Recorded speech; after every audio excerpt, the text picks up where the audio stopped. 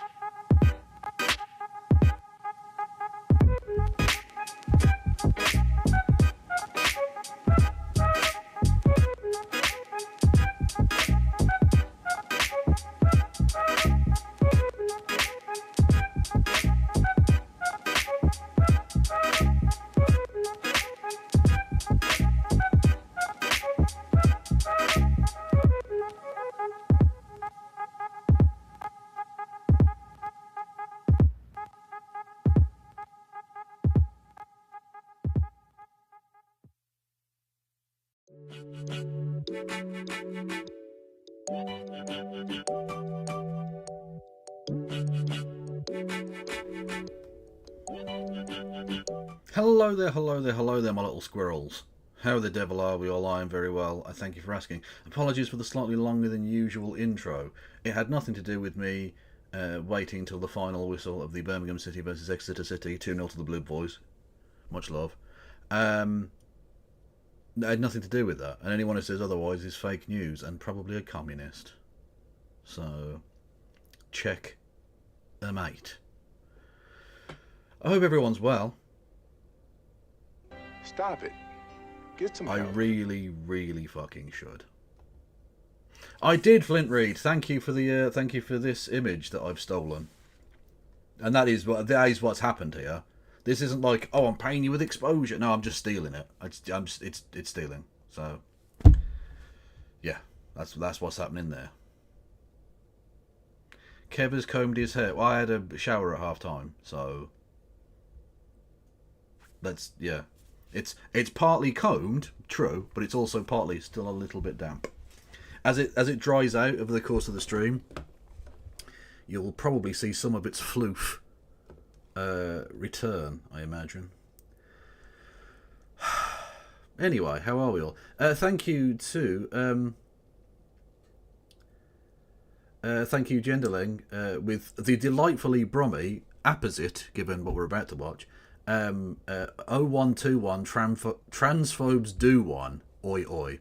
For those who don't know, 0121 is the local area code, the ringing type, the number, typey number. Do you remember when landlines were a thing? Anyway, yeah, they 0121 is our prefix. I can still remember the house number for my house when I was like a kid, right?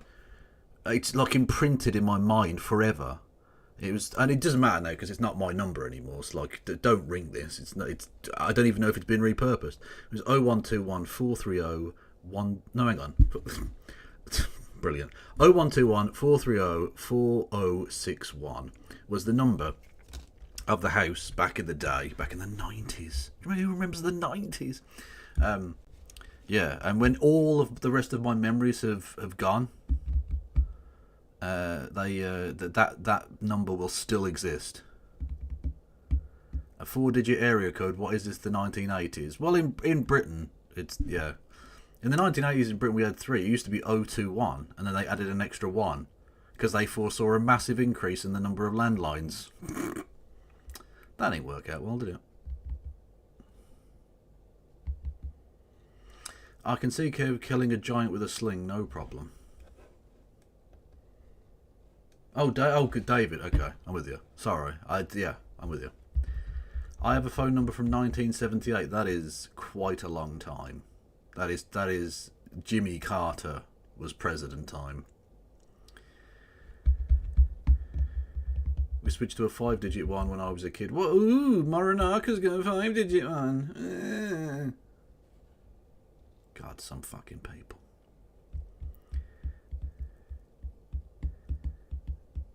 I stop reading the fucking chat, Kev. Go on with actually doing a fucking stream, you dopey bastard. Right. Talking of dopey bastards, we're going to be talking about someone else in a second. You can, if you wanted to, you can follow me here. Give me a cheeky little follow here on the Twitch. You can subscribe for some amount of money, depending on where you are. You can do bits messages. 200 bits or more gets you a text-to-speech. You can do super chats via the Streamlabs link below. You can help me out on Patreon and or PayPal. You can subscribe with Amazon Prime. You can gift subs to the community. I've got a Discord, YouTube, Blue Sky, TikTok, Threads, and did I do Facebook? I don't fucking remember. I don't know. 5-digit phone number. Can you only be aged by carbon dating? That is an outrageous accusation, Fagoat, and I love it. Yes, basically I am supremely old. I think I did tell everyone about my cousin asking me if I knew what Fortnite was. And just that realisation of, like, you're so old now, Kev, that kids don't think you would know what the current video game is. Like, they expect you not to know. So they're asking in advance. Like, you're not so old that you definitely won't know, but you're old enough where they don't assume that you do know. And that... Oh, honestly. And I wanted to absolutely rag on him and say, Fortnite, what is this, 2019, you little bitch? But he's an 8-year-old, and that would be a phenomenally unkind thing to do. Just totally uncalled for. Just absolutely dunk on him. Anyway. Anyhow. If you're on YouTube, hello there YouTube. You can you can thumb the video up if you wanted to. I mean, it helps in the algorithm, but I don't care. But you can if you wanted to, I guess. You can subscribe for nout. For fuck all. You can do what else can you do? I've forgotten the thing it's called. It's called super chats. You can do a super chat, and I'll read that shite out. You can become a member for 99 pence, and that is all.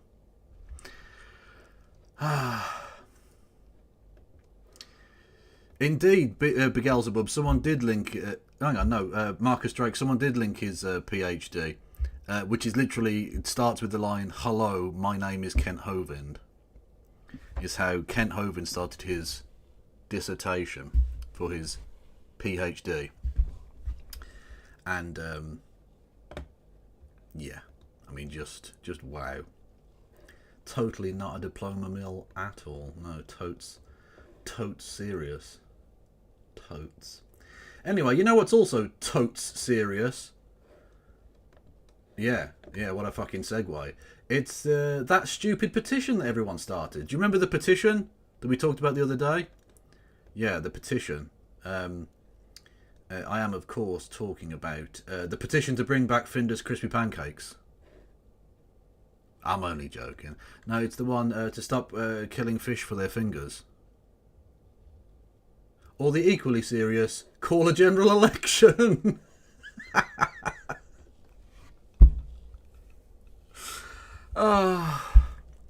So the right wing have started this thing where they think that because they don't like the government, they can just be like, oh, there should be a general election now. Because that's how it works. Fucking hell. Anyway, so they've done this thing. They've got 2.7 million not bot farm accounts at all to sign this pile of shite. It's been beefed up by Elon Musk and Michael Caine. Do you remember Michael Caine? Austin Powers' dad. Yes, that is the most important character he has ever portrayed in motion picture. Yeah, he was boosting it, and other rich pricks. So yeah, so it's, you know, very, very silly. And you're thinking to yourself, well, where did this all get started, Kev? Who started this absurd nonsense which is going nowhere? You'll never guess where the cunt's from. I did it basically to try and give the people a bit of a voice. He's a Brummie. Of course he is. He is from my city. He is from my region, as you can see there, the West Midlands. That is the county in which we sit. Why do all the dopiest wankers come from here? Like, for real. It's bad enough that we have to sound fucking stupid. It's bad enough that we have to sound thick as fucking shit to begin with. And yet, this is like, you're actually thick as shit as well. Look, at least I suppose it's not false advertising. The accent in his, you know, with his mind is accurate. Like, he sounds dumb as fuck, and he is. But it makes everyone else sound bad. Yeah, should I try and translate for everyone? He said, I did this to give the people a voice. And express how, in my opinion, the general public are feeling at the moment about the way the situation is. Really? Because last time I checked, Britain contains about 65 million people, and you have 2.7 totally not bot farmed accounts that have signed on to your thing. That is not a very big percentage of the population, champ. Like, don't get me wrong. As a local, I want to be on your side. I want good representation of the people of this area. Unfortunately, you're an idiot. You're actually a fucking idiot. So, good times. They've got a mandate, though, haven't they? I mean, they swept the board, really. Under the current political system, yeah, a little bit. Yeah, he might be a bit more yam. I don't know. I'm going to go with him being from Birmingham. It's West Midlands. It's close enough. I don't really care. Either way, he's not doing us proud. We're not putting our best foot forward. Now, to be fair, I live here. I live around these people. I'm from them. I'm one of them. I am a part of them. We're also not putting our worst foot forward. He is a dumb cunt. At least he's not like an aggressively, openly racist dumb cunt in this one particular interview. So that's something. Let's count our blessings on that, I imagine. They have swept the board, but the promises before they come in was that they had all the figures figured out and wasn't going to touch people's taxes. And what they've done is the complete opposite, in my opinion. In your opinion? Okay. Firstly, shock news. Keir Starmer lied. Breaking. Also, literally every government does this. That's why people are annoyed. But like, every government does this. Why are you? Like, come on. Why are you only reacting now? When literally the Tories did exactly the same. The Lib Dems did exactly the same. They both promised not to raise VAT, and it was one of the first things they did. The Lib Dems promised to scrap tuition fees and then voted to triple them.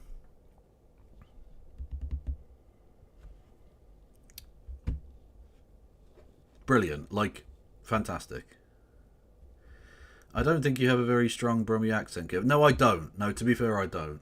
They knocked that out of you know. But do you not think that when people voted on the 4th of July, what they were doing was giving the Labour Party, now the Labour government, a full 5 years to be able to do what they were promising? Yeah, I do agree to that. But what they promised and what they're delivering is, in my opinion, is a different thing altogether. You're a daft cunt. You're a really, really daft cunt. You're a very, very daft, stupid person. You expect them to have achieved, I mean, frankly, anything after 4 months. Now, don't get me wrong. There are plenty of reasons to criticise Sir Keith in his handling of the situation. He has been dog shit. But when you admit, yes, he's been given a mandate for 5 years, and then you're calling for a general election after 4 months, you look like a bit of a bellend, mate. Just saying.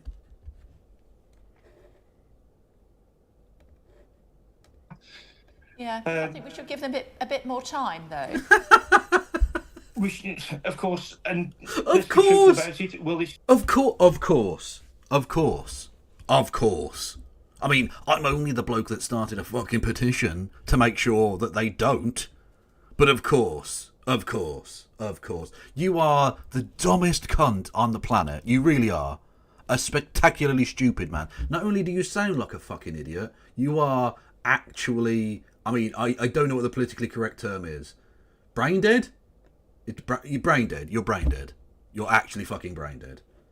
A bit more time, though. We should, of course, and let's be truthful about it, will this create another general election? I very much doubt so. So you're literally doing this knowing it's pointless. So not only do you accept that what you're doing is illegitimate, but it's also fucking pointless. Can I apologise on behalf of all of my fellow West Midlanders? I apologise for this creature and the nonsense he has inflicted upon the world.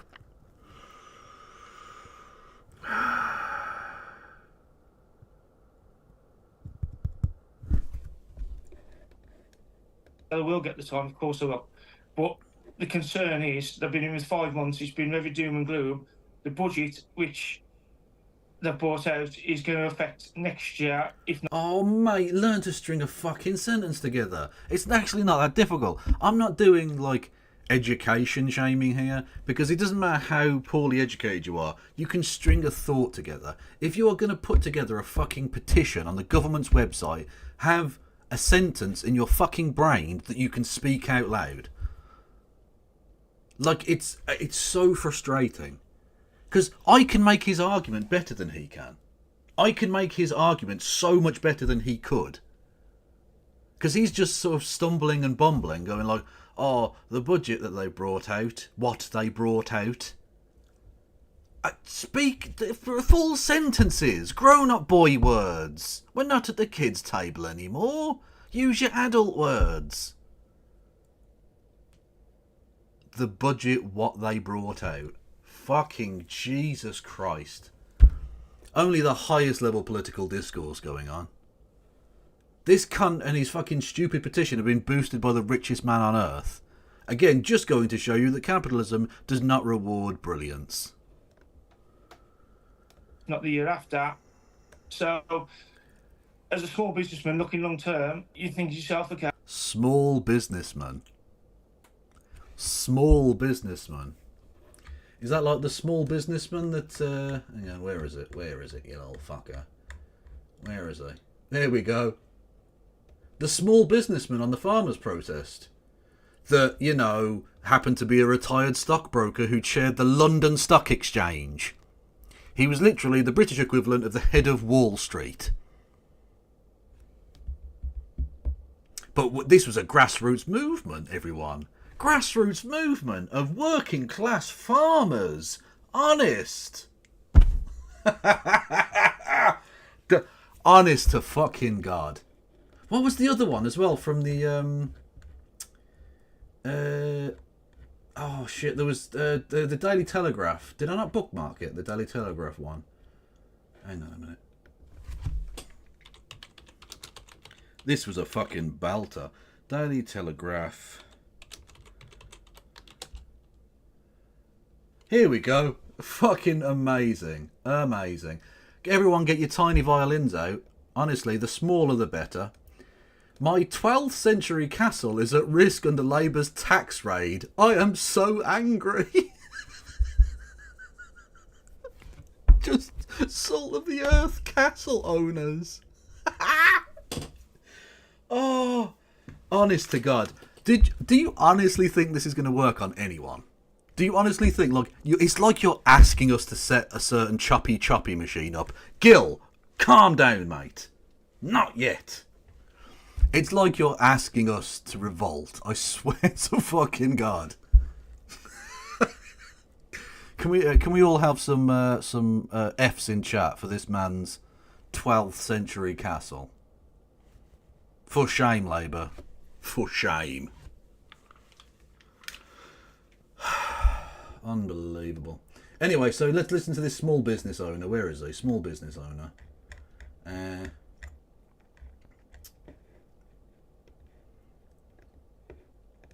Of course, and let's be truthful about it. Will this go create another general election? I very much doubt so. So they will get the time, of course they will. But the concern is they've been in with 5 months. It's been very doom and gloom. The budget, which they've brought out, is going to affect next year, if not the year after. So, as a small businessman looking long term, you think to yourself, okay, they're in for 5 years. If this is the carnage I've called in 5 months, what the hell is 5 years going to look like? Wow, small business owner, thank you. The name of that person, they have to put it down here, don't they? It was created by Michael Westwood. Should we have a little cheeky Google of Michael Westwood? See what he's up to. He's a pub landlord, okay. Yeah, whatever. Pub landlord reveals why he started petition to get another general election. Michael Westwood launched a petition which gained blah de blah de blah. Does it say where he's from?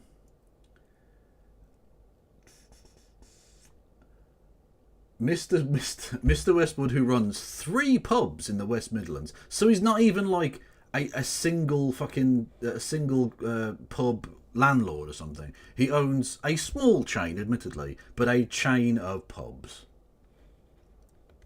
Like, it's not 12th century castle levels of largesse, but it's also still taking the fucking piss. Like, when he said, oh, they raised our taxes, I wanted to say, like, well, that's on employers. That's why he's annoyed. So grassroots. Much not astroturfed. Fucking hell. Unbelievable shit. What's this? Someone sent me this. They said it was British. I'm fine. Pour it out, put it in the bin. Hello? Pick it up, pour it out and put it in the bin, please. No, I'm not willing to do that. You're not willing to do that? I've paid for that alcohol, so why should I pour it out in the bin? Thank you, you'll do it. What's your name, please? Hey, what's the crack here? What's your name? I've done nothing wrong. You've got alcohol in the street. You've got alcohol in the street. You've got an open bottle in the street. You shouldn't have it. Oh, well, that's a serious, mega crime, isn't it? Right now it is, yeah. A major crime. You know what I mean? Well, if you play your cards right, all you need to do is I'm give not me being your name. funny, mate, but what the fuck are you pulling me? Right, swear once more, you'll be arrested. Don't swear again. And pick up your litter, please. I'm sorry, Baldy. You can call me Baldy or like. Don't bother me. I didn't call you Baldy.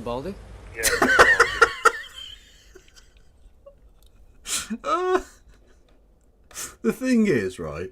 The thing is, I imagine the bloke that's currently being harassed by the police for having a drink is probably a wanker. He sounds like a wanker, but at least he's a funny cunt. So I can handle that, that's fine. Do you know what I mean? But he sounds like a bellend. What's your name, please? Mister. Give me your name and address now or I'll arrest you. Name and address now or I'll arrest you. Right, my name is... You're under arrest. For what?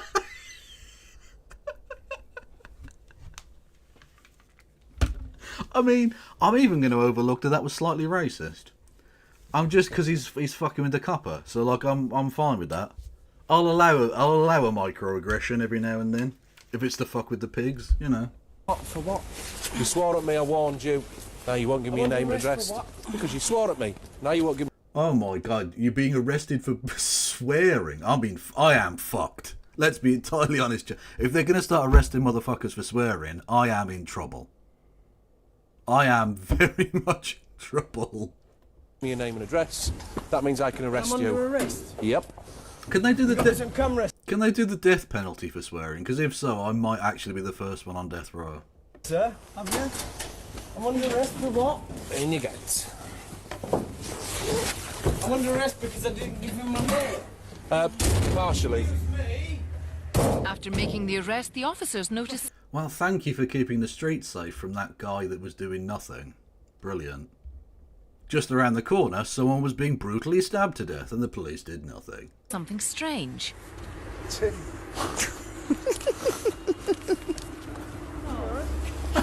Luckily, having a...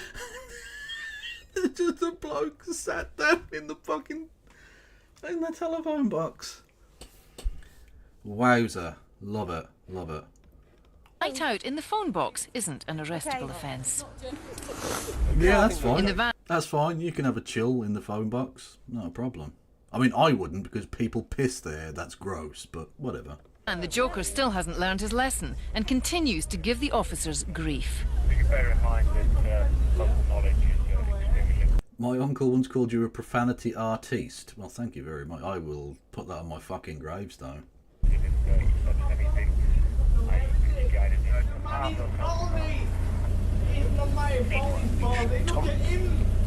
He's not got no hair as well. Fix his hair because he's bald. Walk down, please. Walk down nicely, you know, like a good citizen. Good chap. Then make your way towards the door, please. You know, I don't want to be on fucking telly. These police officers arrested me for nothing. Get down, please. Absolutely no reason for not giving my name. See what I mean? Police brutality. Oh no!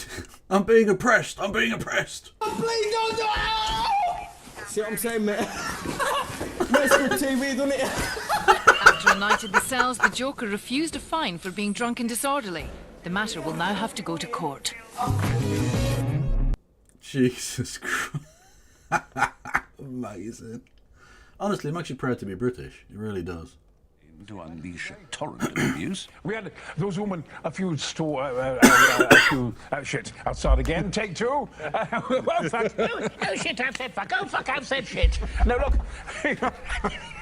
I named this ship Felicity Ann, and God save all those who sail in there. Upper. Oh shit! Oh fuck! I've said shit. Ah, shit! I said fuck. No, there was a woman down the alleyway, Mrs. Holmes, and she's going to report me for saying bugger, you know. Oh, just wait till I see your mother. You're in real trouble. Oh, I say, well, if you're going to go and see her, then tell her this bugger-shaped, fucking sphincter, arsehole up your ass, up your cunt. Fuck you sideways, you fucking boring fucking whore. Fuck off, you cow.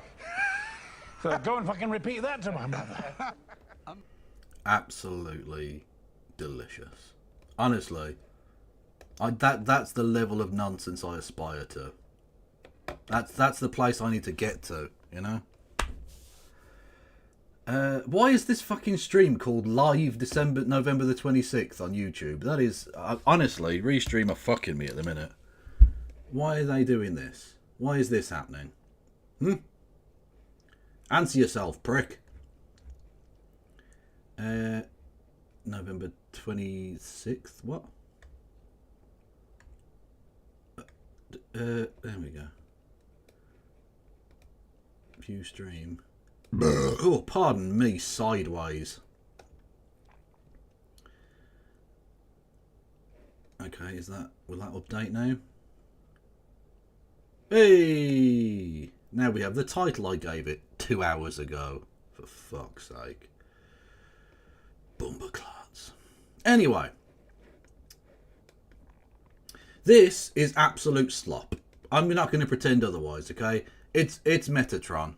Metatron is a person I was introduced to by 255AD, otherwise known as Clem H. Fandango, here on the channel. A regular and a lunatic. A regular lunatic. And he's an Italian who lives in America who does bad history. Then there's the second character in tonight's story is Bad Empanada, who is an Australian who lives in Argentina, who does bad everything. He's just a bad person. They're both bad people. So when two dickheads decide to have a slap fight, I sit back with my popcorn. And Metatron responded to the thing we watched with this YouTuber viciously attacked me. I don't know how much we're going to get through of this, because it is an hour long, and I'll be honest with you, my tolerance for slop is high, but not that high. Really not that high at all. But this guy tries to like present himself as some sort of like history expert. Okay, dude. Okay. Someone who is simply not equipped to talk about history as an actual field of study, history as a practice at all. You do not know what you're talking about at all. You are not equipped to talk about history as a field of study at all. In general, like he has a field of expertise. That is just an embarrassing statement. You do not have a field of expertise. Dude, what the hell are you talking about? History YouTubers in general, like 99.9% of them are horrible. You do not have a team of researchers and academics. Fuck off, man. That he has absolutely no fucking idea what he's talking about. As someone who is clearly not very smart. The negative reaction from dumb Americans. You have a team of academics? Dumb Americans. Apparent team of academics, so I just have waiting out of frame. You have a team of academics? You make reaction videos on YouTube, dude. For one, an academic is not your peer. How do you know that? Fuck off, man. I'm gonna beat around the bush here for this guy's dumb. Yeah, fuck off. Yeah. Fans. And this guy, like the anti-intellectual slop that he is, yes, I called him a slop. Slop is an insult, okay? Your only exposure to history is that sort of thing, like arguments on Twitter. No, I have a degree. I know this will make you really, really upset.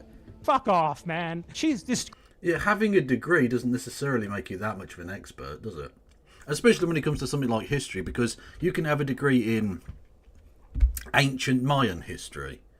That does not make you an expert in I don't know, Japan or something. You know what I mean? Like they're very different things. Just saying. Now I don't know what his thing is, right? And also, it wouldn't necessarily make you an expert. It makes you relatively knowledgeable, but it wouldn't make you necessarily an expert just to have an undergraduate degree as well. I've got an undergraduate degree. I'm not a fucking expert. I do occasionally refer to myself as a historian in as much as I enjoy history. I'm more knowledgeable than your average person, but that's about it. It's not an expertise as such. Describing.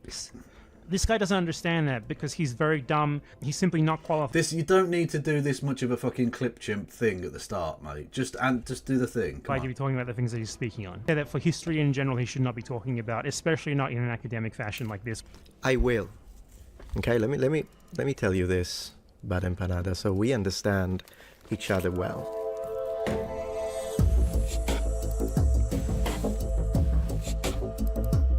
I am scared. He was very intimidating, and not at all a lolcow.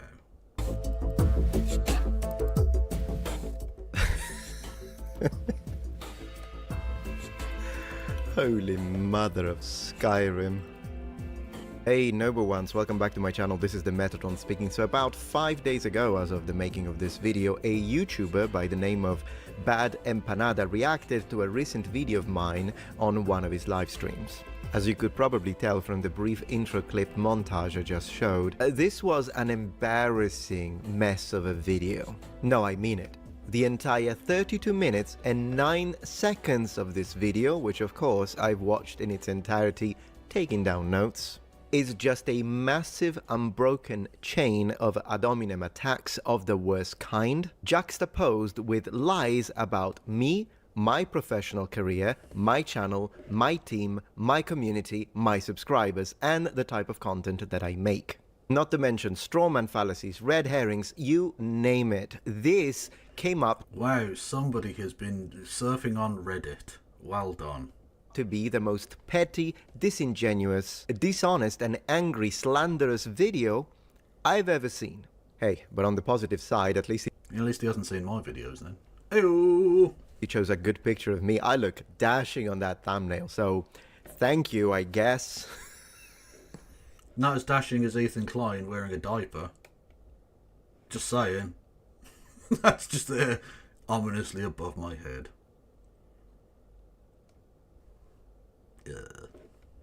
As a guy who apparently made videos where he dressed up in armor and like LARPed. Now, of course, he calls me just a LARPer because I'm wearing armor. This guy doesn't even know what historical reenactment is. And as a result, by the way, considering that 40,000 people watched it, in the last 5 days I've been receiving consistent and constant harassment from his community and subscribers. To be fair, that doesn't surprise me, because if you're a fan of Bad Empanada, not if you just watch his videos, right, that's fine. There are some videos from Bad Empanada that are actually rather good. But if you're a fan of Bad Empanada, if you care about what Bad Empanada really has to say, you're probably absolute trash. Like, probably. Like, there's a very good chance that you are, what's the technical term? A garbage monkey. You're a monkey made of garbage. Comments of my video. Thus, today, I'm here to defend my good name and my reputation against your lies. Bad Empanada. Lies that I will debunk, every single one of them. Do I get a lot of hate emails? Not so much anymore.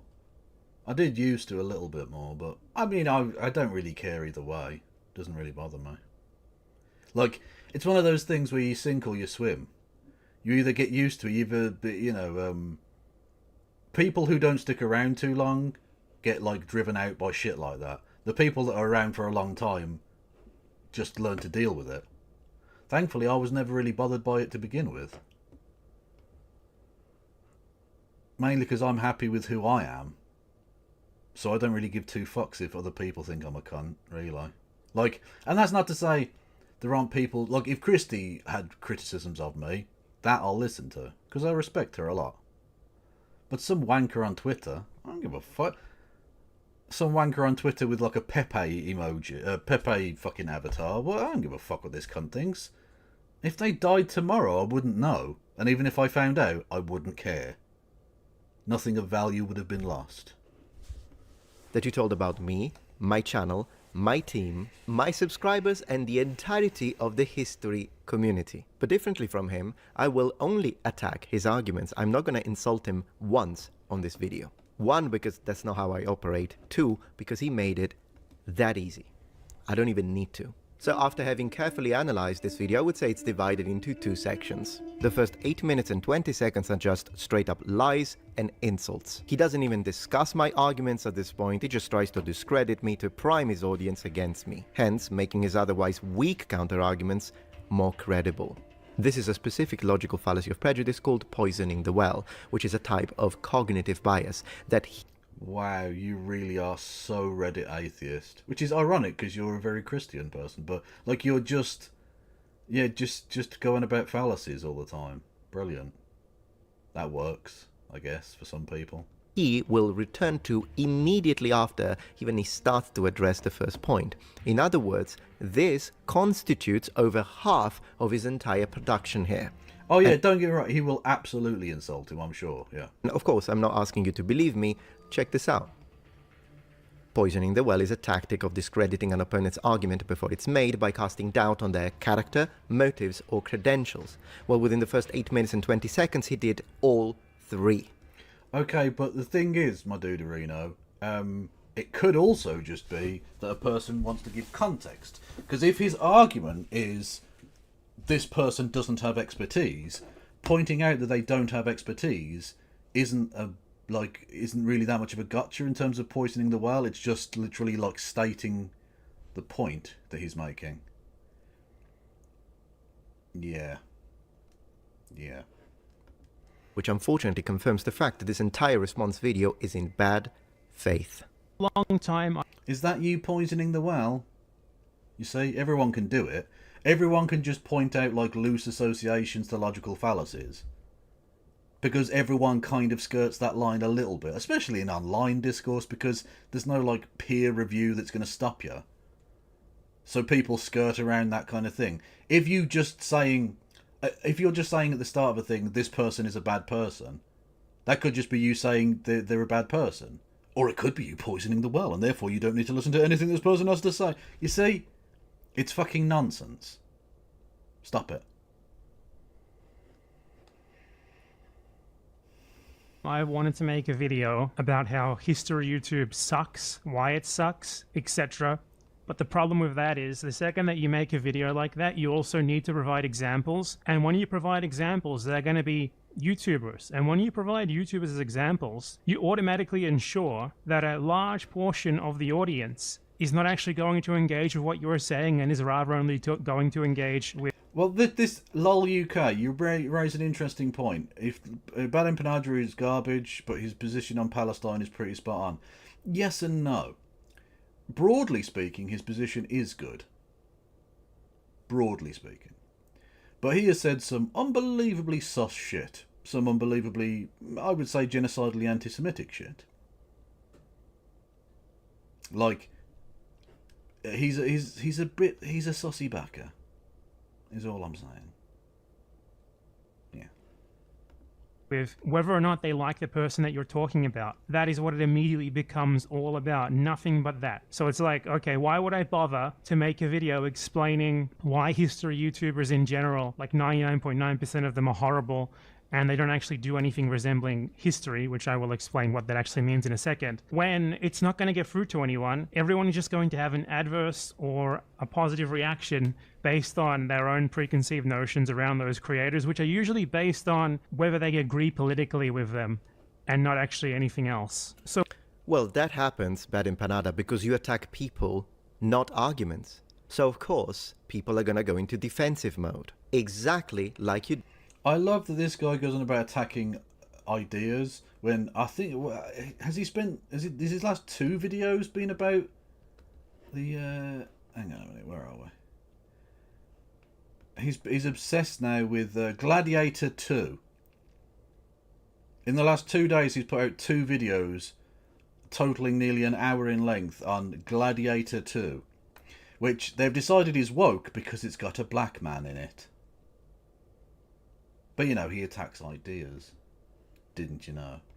Did to me in this video. You constantly insult me and lie about me. And then you wonder what... To be fair, insults are fine. They're not necessarily an ad hominem or anything like that. It could just be, you're a twat. And to be fair, Metatron, you are a twat. Why people are not going to listen to your points? Attack the argument, not the person. Just like these other YouTubers have when they made response. Historical Dracula. Who are these people? I don't know who these people are. Response videos to me that yes, they disagreed with quite a few of my points, but they were civil. Not this. Fuck off, man. So. Oh no, he did a swear word. Did someone become a snowflake? That is dog abuse right there. That is friend shaped, not table shaped. Come on now. Come on now, Elliot. Pupper is for putting hands on, not for putting empty bottles on. Didn't the first one have a black gladiator? Yes, it did. Yes, it literally did. But for some reason... But that was back... That film was made before the right wing were told to be angry about black people existing in film. Before, like, they had to be... They were told they have to be angry at every perceived non-white person in the world. Crazy. Why bother? What's the point? However, I have come across a great opportunity to provide an example of that, and what is going to happen here is the people who like this guy are going to be angry at me for talking about him. The people who dislike him are going... Not for talking about me, for attacking me viciously and lying about me. Viciously? Honestly. Do I need to open the freezer for you? Because you're melting, Snowflake. What's going on, mate? What's this? Me. Self-awareness with this guy is 0. Going to be happy. That does appear as if you're not attacking the idea, but attacking the person there, Metatron. Do you see? Do you see how self-defeating everything you've said thus far? Because we are, how many minutes? 6, 7 minutes into this video, and you have not attacked a single idea yet. You've attacked him several times, which, again, I don't give a fuck about. Go for it, but, like, come on, my dude. That I shit on him, and we're not going to get anywhere. Nonetheless, I want to talk about it, so I'm going to do it anyway. I don't know who this person is, aside from the fact that they have a channel that is, from what I understand, your generic sort of complaining that there are black people in video games sort of thing. Like someone who makes videos complaining about like there being women or black people in video games, or like the latest HBO, Netflix series, whatever the fuck, you know, shit that no... Okay, I've already won. I have already won this discussion. It's over. That's simple. Let me tell you why. First, he just confirmed to all of us that he hasn't got a clue who I am, what my channel is about, what I talk about in my videos. He doesn't know. No, dude, you literally do talk about that again. I will just go back to this. You literally, your videos are, that's about Gladiator 2, Gladiator 2. I was introduced to your channel because you got butt blasted about them having a black person in a BBC kids cartoon show about Roman Britain. You do talk about this kind of shit a lot, actually. Like, is it necessarily the totality of what you do? No, that's not fair. But you do talk about, like, video games or movies or TV shows having, let's say, minority figures, or women who aren't a minority. But, you know. When is Metatron's video on the ideas of Christy Winters coming out? That would be amazing. Honest to God, that would be so good. I would actually be moist at the thought of that. That's delightful. Probably never, but also, I hope it's now. No, he has no idea. I don't know who this person is, aside from the fact that they have a channel. Yet he passes judgment. Derogatory at that. He has absolutely no fucking idea what he's talking about. He just stated that, in fact, I'm someone who just complains about black people and women in video games and... Well, you do that. That's a fact. That's one of the very few things that I know about you.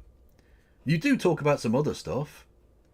And I've watched one or two of those other videos, and they're... I'll just say mid. There are better. There are better reenactment channels. There are better historical detail channels. There are better produced, better edited, more exciting and interesting channels. But they're fine, from what I can tell. But that's it. Like, so you do, like, mid-show, like, videos about, like, oh, here's some Roman armour. I'll explain what the Roman armour says. It's been 2 years, you still owe me an Infanti Crabbe dance. It's been 2 years, you still owe me an Infanti? An Infanti crab dance? It's the Morton. What are you talking about? I don't know what that means, but thank you for the bitty bits. I do appreciate that. If someone does bitty bits or a sub, we get onto a hype train now, which would be fucking sexual. Do I owe you an infinite crab dance? Can it wait until Dennis Prager dies and then I can do a twofer? Because that motherfucker is waiting. He is at death's door. And honestly with you, he's fucking edging us pretty hard right now. But think of it, when you bust, oh, it's going to be amazing. Amazing. Historical movies and TV series. Now let me show you why he said that and how wrong he is. Has Kev retired the crab dance? I've not retired the crab dance. I've still got the crab uniform right there. It's waiting. It's fucking itching for an opportunity to dance all over old Dennis Prager's corpse. Literally. Looked at my thumbnails. Didn't watch any of my videos apart from the one he reacted. Oh, 25 subs. When was that 2 years ago? Oh shit, sorry. Okay.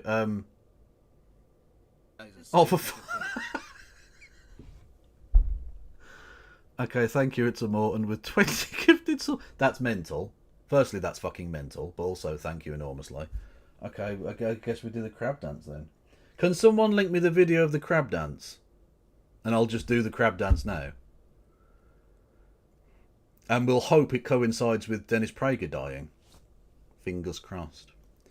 We're on level 6 of the hype train. If we get to level 7 of the hype train... sees all. It sees the kitty bonk. It does. If we get to level 7 of the crab dance, you can. If we get to level 7 of the hype train, I will finger Dennis Prager. Once he's gone, obviously. Just saying. Yeah. Wayward, have we got a link to the crab dance thing, or do we just do a fresh crab dance? New for sound. What's this? Oh, we'll just do a new one then, I guess. Okay.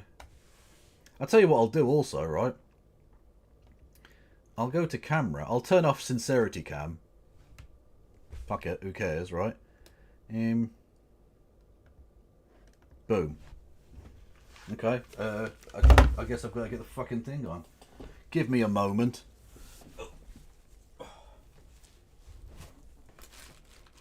I'm now in the way of the light. You bastard. Right. It was underneath some things. Oh, I'm going to sweat like a bastard, man. Okay, where are we? So one of the eyes is gone, so it's like on the... there. So it's only got one eye now. Hang on. Dee-dee-dee.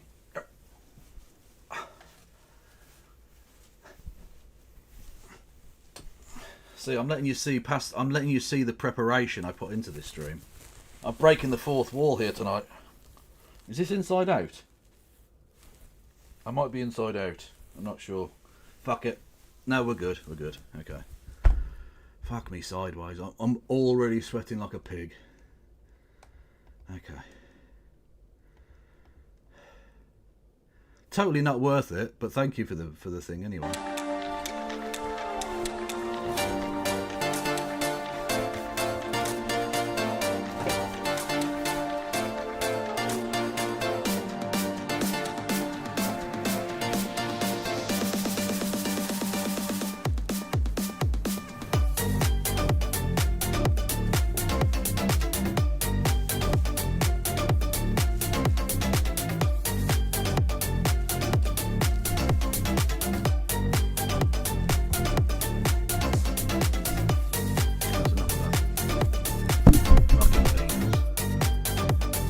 Where the fuck is it? Oh, there, the job. Oh, I'm sweating. Thank you. Oh god, we had loads of shit. Okay. Thank you, Wayward Astoran with bits. Thank you, Elliot Woman with bits. Thank you, Plexican with Prime. Thank you, Sozzle Snake with sub. Thank you, It's a Morton with 10 more gifted subs. I'm not giving you another fucking crab dance. I'm dead already. Thank you, Elliot with bits, and thank you, Pagan Man with bits. We're on level 7. I've got to go and find a Dennis Prager to finger. Oh, I showered an hour ago and I feel gross as fuck now. I hope you're proud of yourselves. Who's dead? Kev's Dignity. Oh no, that's been dead a long time. That motherfucker's curled up next to Stalin's fingered corpse. You can quote me on that. Oh. Thank you, everyone. Hopefully someone clipped that. If they didn't, do I care? A tiny bit. Oh yeah, we're watching this shit. He just browsed through the thumbnails very quickly. He saw this video where I say, was Joan of Arc a woman warrior? This video where I ask, did women warriors exist? And possibly one of those videos where I ask if Hannibal Barca was black, for instance. And decided, without checking the videos, that categorically, oh, I'm just a guy who doesn't want to see black people as a... To be fair, you do seem to have a problem every time there is a black person in a thing. Oh god, let's watch it. Okay.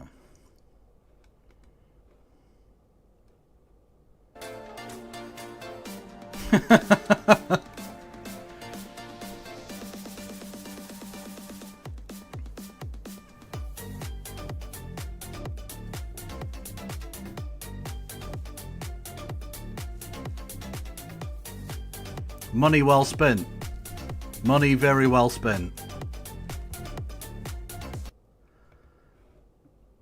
Fucking knobhead. It's difficult having to explain to my father what I do here. He doesn't really listen. Look, when I try and explain what I do, I can just see his eyes glazing over. And in many respects, I'm glad about that. Because I still need him to have some basic respect for me. So I'm glad he doesn't really fully understand what it is that I do. It's probably for the best. The problem with black people and women. This is the level of research that this... Yeah, Marie literally does. He'll say, how is the internet? How's the internet going? As like a way of saying, how is your job? Because he doesn't know what it is that I do. He doesn't understand it. And frankly, he doesn't want to understand it. I've tried explaining it to him many times. It just... yeah.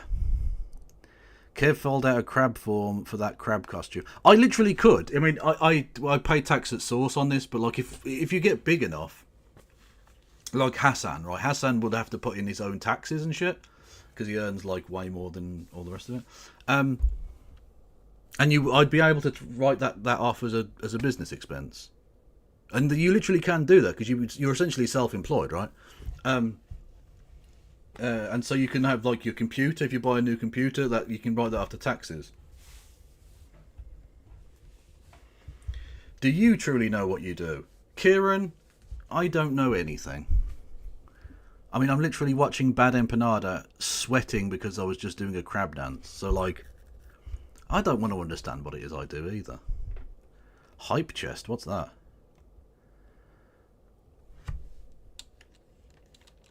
Apparently I got a new emote thing or something. What's this? Miss. What is it?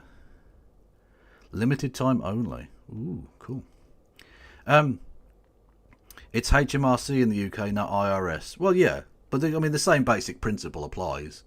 The tax cunt who will go after me and be annoyed that I write off crab costumes if I ever do. But won't go after, like, billionaires. What the fuck is that? Oh, Elliot, you have brought me some absolute, like, brain-rotted madness in your time. But this is a new... either low or high. I can't really decide. That is slutty Dennis Prager? Maybe I should offer that as my next goal. Instead of doing a crab dance, if you give 10 gifted subs, I will jerk off to this picture and send you the result. Is that Keir Starmer? No way. Slutty Keir Starmer is just... no one needs that in their life. No one needs that. Individual has put before making categorical statement and judgment about my work. I make videos where I debunk people on all sides of the political spectrum, as I've demonstrated, and anyone who watches my content knows. And these videos where I talk about women warriors, I was called woke for it. This one here is a... Oh, right, hang on. A trans YouTuber I watched claimed her gender confirmation surgery as a business expense because she made a video about it. Based as fuck. That is based as fuck, Journey. Who was that? If you don't mind me asking. I mean, I suppose it's public, so... but whatever, like, you don't have to. That's fucking mad. That's fucking dope. I love that. I mean, they shouldn't be having to pay for it in the first place, but, they live in a place where they do, so... why not make the best of a fucking dreadful situation, right? That's fucking lovely. Well done. Well done to them. A 30 minutes and 28 seconds video of constant translation of Latin and ancient Greek sources from the classical period and classical antiquity to demonstrate the fact that even though they were rare, absolutely women warriors existed. Anyone who watches that video would immediately think, this guy didn't even watch it. So, since we're talking about methodology here... also, yeah, he's just exposing the far right do their own version of purity testing. A kind of lack of purity testing, if you will. Where literally every right-wing person has been called woke, or an SJW, by someone who is further to the right than them. Oh, no!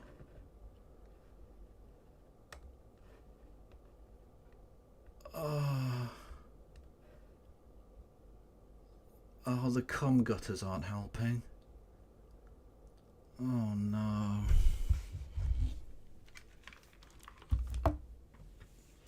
See, can we go back to the days where it used to be like people would send in pictures of their cats?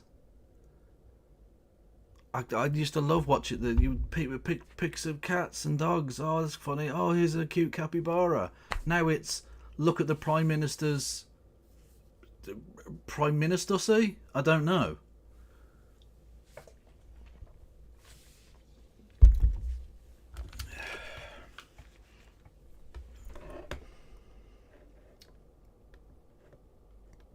Because he's going to teach us all a lesson. Well, what he did is the equivalent of me going through his channel thumbnails, look at his video of him attacking, calling Mutaha from Some Ordinary Gamers a slop YouTuber and accusing him of being an anti-Indian white supremacist. Oh,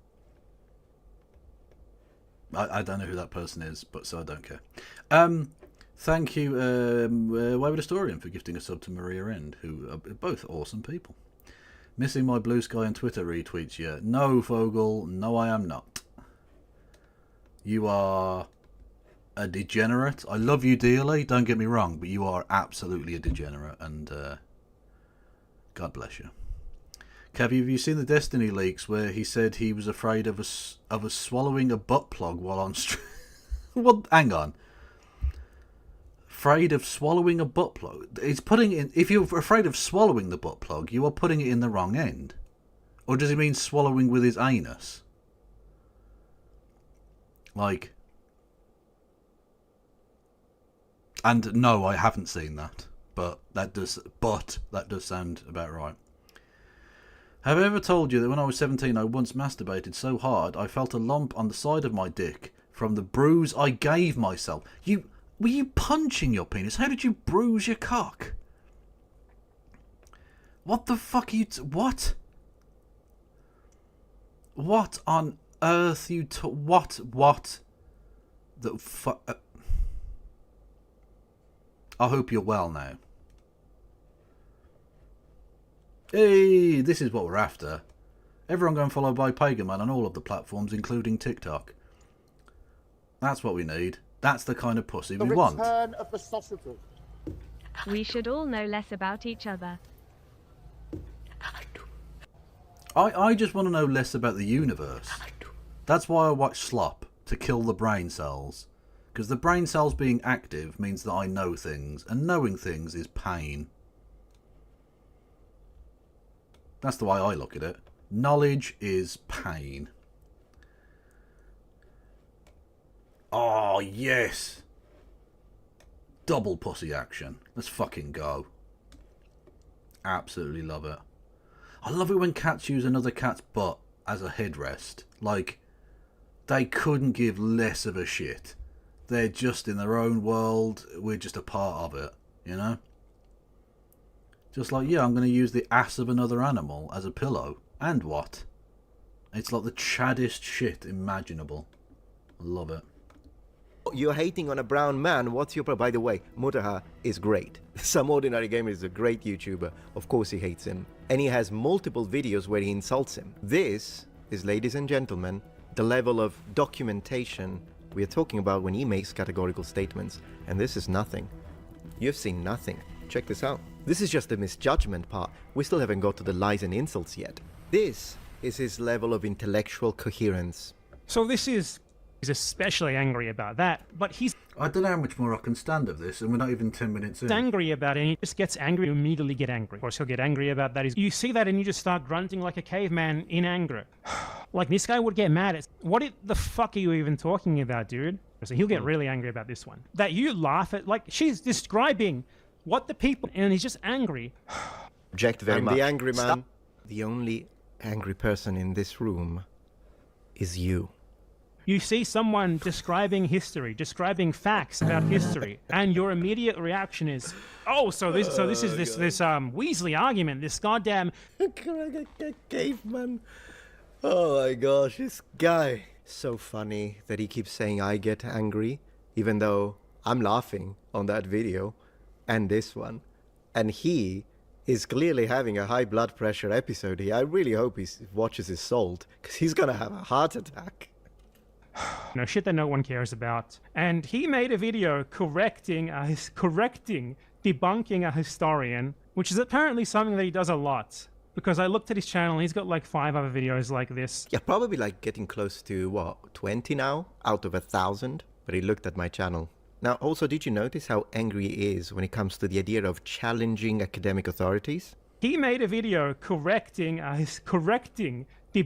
a historian. In other words, someone has a degree, you shouldn't dare speak against what they say. That's going to be a theme. Where these people don't actually know what history is. They do not know what history is. For them, history is narrative. It's storytelling. It's a tool to be used, you know, for their own... Oh, yes, a good poppy wank. Love it. The entire side of a bus. For when you just... Like 20 poppies doesn't quite scratch it for you. So you need like 30. Oh, yes. Love it. And that'll make you feel a lot better when that bus turns up fucking 50 minutes late. Like 2 IQ political arguments. Whereas the people who he is addressing are actual like academic historians. And he's like, his reaction to that is like, but why didn't she say that it was evil? Of course, this is a massive strawman, and he will use this strawman for the entirety of this video, changing my words and my statements to fit a much weaker argument that he can then attack. But that was not my... Well, in a sense, Dan, the whole point of choosing the poppy was that it represented blood, right? It was that the fields of poppy represented the fields like soaked in blood. That was sort of the visual poetic imagery they were going for. So the fact that it kind of looks like a bullet hole also sort of works in the kind of poetic, aesthetic sense. But it also just happens to be where, you know, they were... poppies were growing in those fields because it's a plant that's native to that part of the world, you know. Thank you, Sundry Clown, for you know what? I'm just going to go with that. Sundry Clever for gifting a sub to Professor of Comics. Much love. What do we have a link to here? Oh, that's okay. It's poppy wanky, but it's also just a bit weird.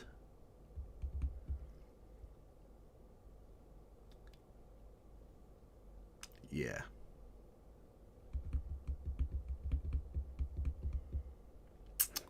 Anyway, my argument, and I will redefine my argument for what it was. Well, why didn't she say that that was bad? Like, I wouldn't care about that. Okay, I would care about that, but at the very least, you know, if it was coming from someone who was just upfront about the fact that they have no fucking clue what they're talking about. Yeah, that's called a disclaimer, and I did. It said Burma 1943 or whatever. Burma being the old name for Victory is ours! The modern day nation state of Myanmar, which was a British colony back then, and was one of the front lines in the fight against Japanese imperialism in favour of British imperialism. Actually, that's a little underrepresented fact about the success of Japan during that early parts of the war, is that they literally got a lot of locals on board by saying that British imperialism and French imperialism needed to end, and Dutch imperialism needed to end in Asia. Forgetting, of course, that they wanted to replace it with Japanese imperialism. But, you know, they got a lot of people on board by being anti-imperialist, at least in theory. Right one. When it comes... Oh, hang on. Ah, no, that's not what I meant to do. Tries to, like, present himself... no. Where were we? I'm just going to go there. Okay, I would care about that, but at the very least, you know, if it was coming from someone who was just upfront about the fact that they have no fucking clue what they're talking about. Yeah, that's called a disclaimer, and I did provide one.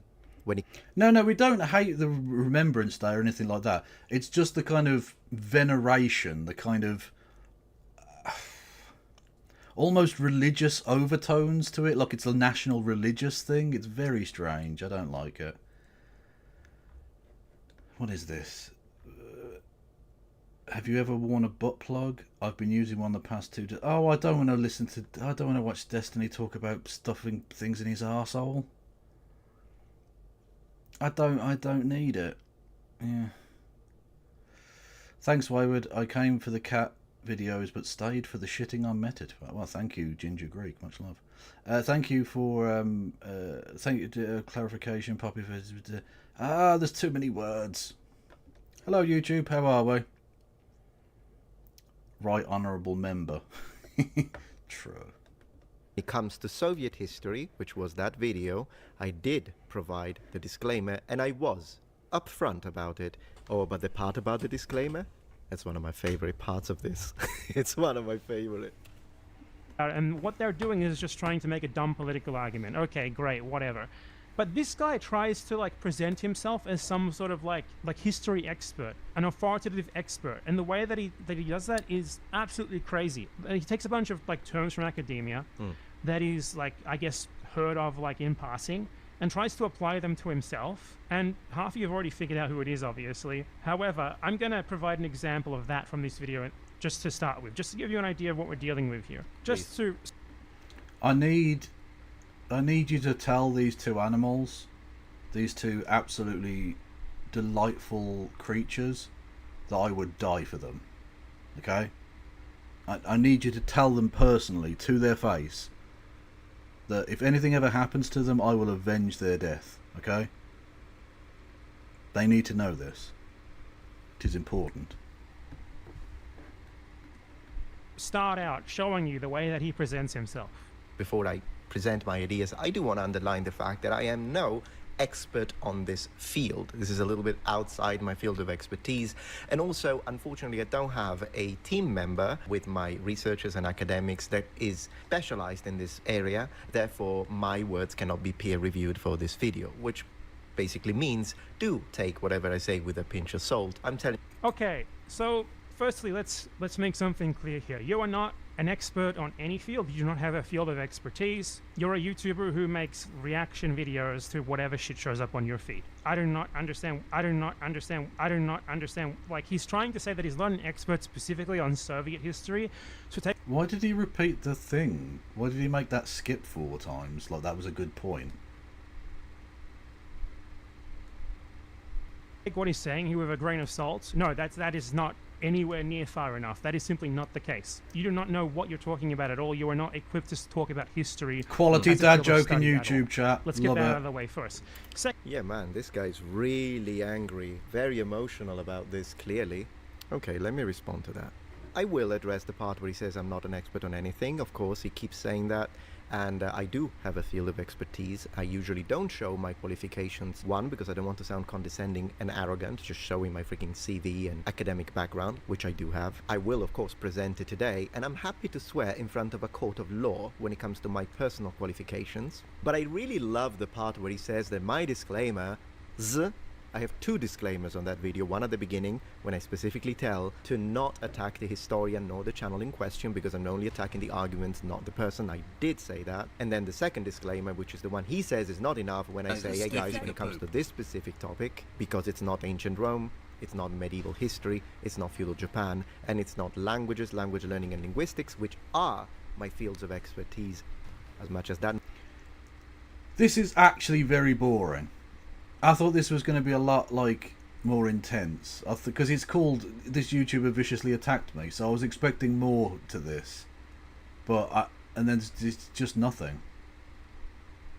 Thank you, Wayward Historian, for gifting a sub to use a nameless entity. Much fucking love, much love. Should we just go to the Discord and choose something better to watch? Because this is boring the cock off me, and not in a good way. Oh, here we go. Actually, fuck it, yeah. Someone mentioned it earlier. I have a secret. I'm a little bit stupid. Okay. This person is called Alice in Wonderland. How I legally declared my new vagina a tax write-off. What? That is the kind of title that gets me... that gets the peanuts percolating. That is one hell of a thing. That gets a subscribe from me. 100%. Not stupid enough to hamper anything I do, but just that right amount of stupid that allows you to do some tremendously unwise things. How's it going, guys, and happy pals? I'm Alice in Wonderland, your favorite QE trans girl, and this week I have done something so dumb, so outrageous, that it may well blow your mind. And the best part, it is just crazy enough that it might even work. Lots of YouTubers joke about committing tax fraud, but I'm not funny. So I don't make jokes. I assume by now that you've read the title, so let's cut to the chase. Taxes. Does anyone like taxes? No. I don't want to pay for that child to get hospital treatment. I don't want that homeless man to have a house. F you if you're poor. I'm evil. Tax fraud is quite possibly the most evil crime in the entire world. At least, that is, if your government is justified in what they do with your taxes. Well, right now, the Conservatives are in power in New Zealand, and while I'm not a political person and I will not... New Zealand isn't real. Stop fucking pretending. I'm not going to buy into this fucking Kiwi industrial complex bullshit. I'm not in the pocket of big Aotearoa. Or however the fuck it's pronounced. I apologise profusely.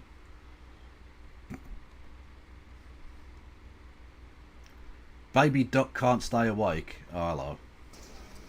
With the Tuesday of the 8th as our backup. Then you guys said, Miss, can we go one lesson earlier just in case it takes us... Oh, that is adorable. Oh, it's just an eepy boy. It's just a creepy boy. Don't fight it, friend. Settle into the arms of the Sandman. Oh, God, that's wholesome. Oh, that's so wholesome. Fucking idiot. How have they? Oh, how has that animal survived? How has the duck made it this far? I don't know. I'm not sure how the human has either, to be honest, but whatever. Not go into politics on my channel. Suffice to say, not a fan of their plans. Which obviously gives me a moral pass to commit guilty-free tax fraud. Get this. I managed to write my bottom surgery off against my taxes, and with good reason. It is a crazy situation, and trust me, you're gonna want to hear all of it, so stick around, because this may well become translegendary. That was a terrible f***ing pun, Alan. We'll get into all the whys and hows shortly, but first, what is tax? Well, this is extremely boring, so I'm going to spice up this explanation by giving my friend here a spray bottle, which they're going to use every time I say a boring word. When you make income, the government is entitled to a percentage in order to sustain itself and the area you live in. In New Zealand, if you're employed, your employer already takes care of all that for you and you only receive your pay after tax. However, I now run a budding YouTube business and have started to make a small trickle of income from it. Thank you so much, by the way. If you'd like to add to it, you can join my channel and become a commissioned officer in my queer army. But because I don't have an employer to... Oh, I need a queer army. I've only got the fucking the tiny monkey army, and some of those people aren't even gay, which is disappointing to me. I need you all to be gay, and it hurts me that you're not. I take it it's a personal insult, a slight against me.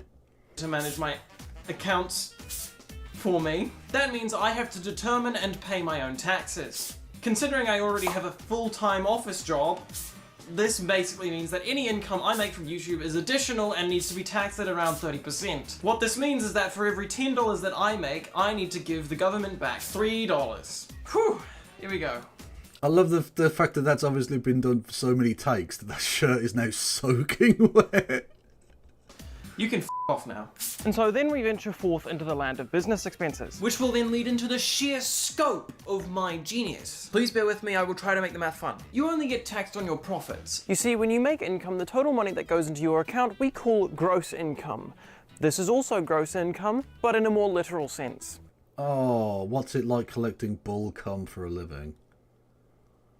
To figure out your profit, you need to deduct all of your expenses. For example, if I'm building a sex dungeon and I'm selling it for $700, but it cost me $300 in planks, nails, vibrators, and robots to build, I'm actually only making $400. We call this your net income, or profit, and that's what you're taxed based upon. You only pay profit on the $400, not the $700. That's a very simple explanation of it. What this does, of course, is it encourages businesses to reinvest in the economy by way of spending more money. Make more expenses so that they aren't giving away as much money to tax. And I fell for this because I am extremely open to suggestion.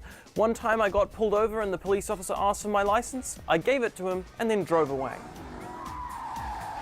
It did not get me out of the DUI charge. But to put it simply, we want to make purchases that will count against our taxes. For me in YouTube, that's anything that relates to my content. For example, cameras, props, human trafficking. Say I make $6,000 of income. I can either do nothing and pay $2,000 in tax, or I can make $6,000 of business expenses and pay no tax. In a roundabout way, it's actually almost a 30% discount on business expenses, because no matter what happened, I was always going to lose that $2,000. So this $6,000 expense is actually only giving away $4,000. Follow me so far?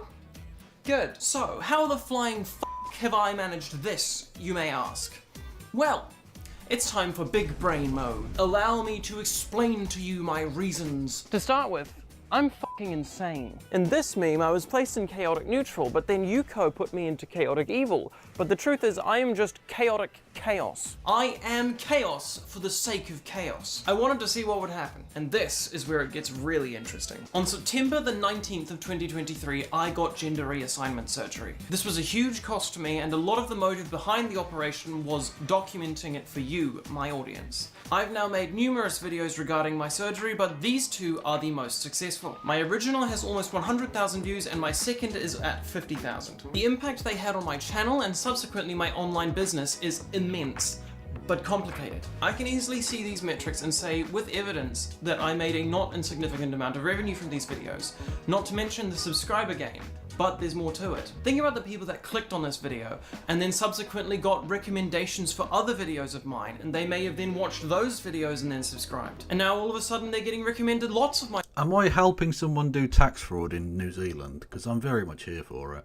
videos. Those poor f***ing souls. Though the aforementioned new subscriber can be more or less attributed to this publicity, it does not show in this metric. So what I'm saying is that there is a huge amount of unmeasurable growth that happened because of these videos. I would estimate that I gained over 5,000 subscribers from them. That is a huge number. And remember, subscribers affect my income bottom line, so that is a tangible benefit to my business. That's not even to mention the PR effects. Because of my willingness to go through all of this on video and share my thoughts and emotions with you, the viewer, my reputation and closeness with my audience has been immeasurably improved. We're ride or die. This is a huge benefit. My followers are more hardcore than ever. But wait, there's more. I have more reasons I might consider this surgery a business expense. Let's get into the nitty-gritty of actual income. Cold, hard cash. You see, a long time ago when my channel was still fairly new, I told all of you about my bottom surgery and that at the time I was struggling to afford it. I was getting extremely stressed and you all helped me out tremendously. I've never been so grateful for anything in my entire life. I've never experienced being on the subscribers are a line of bottoms. That is true. That is true.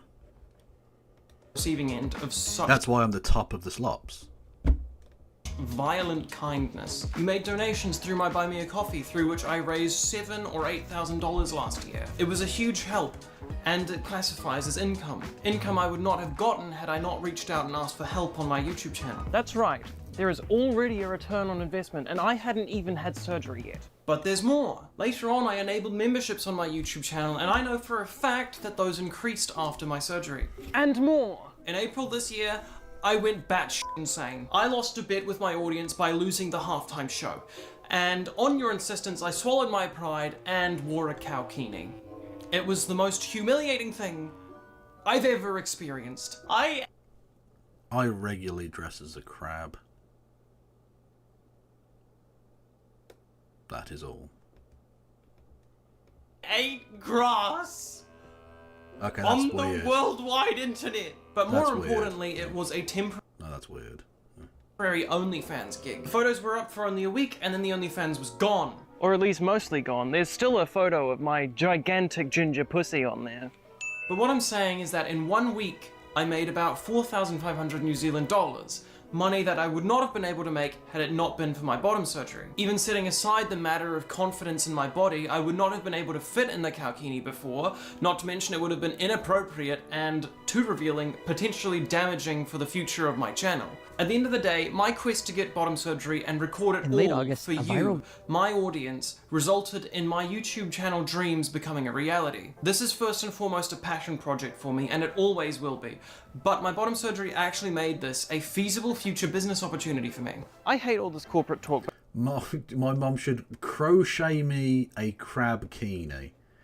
Seamstress, I don't think I've ever heard a less appetizing string of words in my life.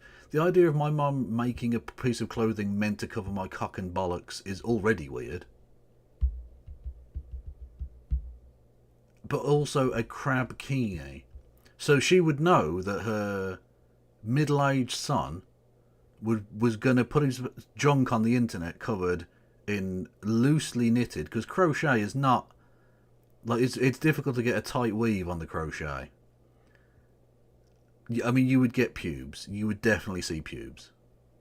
Like, there's no way there isn't a few curly ones nipping through the weave, you know? Which I'm not sure if that's TOS or not, but like, she would not deliver. There's no way she would do that.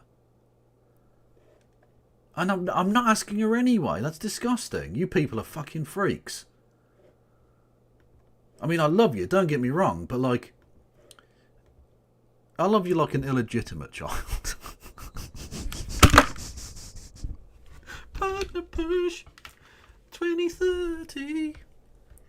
It's for a friend, I promise. Well, this did happen once, right? People may know that I've got a cup with McVitie's chocolate digestives on the side. Now, that's not a cup that I didn't buy that cup. That was a cup my father owned, which I saw in his cupboard, right? Now, people will remember that Christy was pronouncing it McViets because Americans. Anyway, and so it became like a meme for a very brief period of time. The chocolate digestive meta, if you remember, if the old frogs remember. So I had to ask my dad, can I steal this cup? I could have just stolen it from his house. It's not like he really would have noticed. But like, it's just weird. So I said, can I take this cup? Which is a weird thing to ask as a grown man to your father.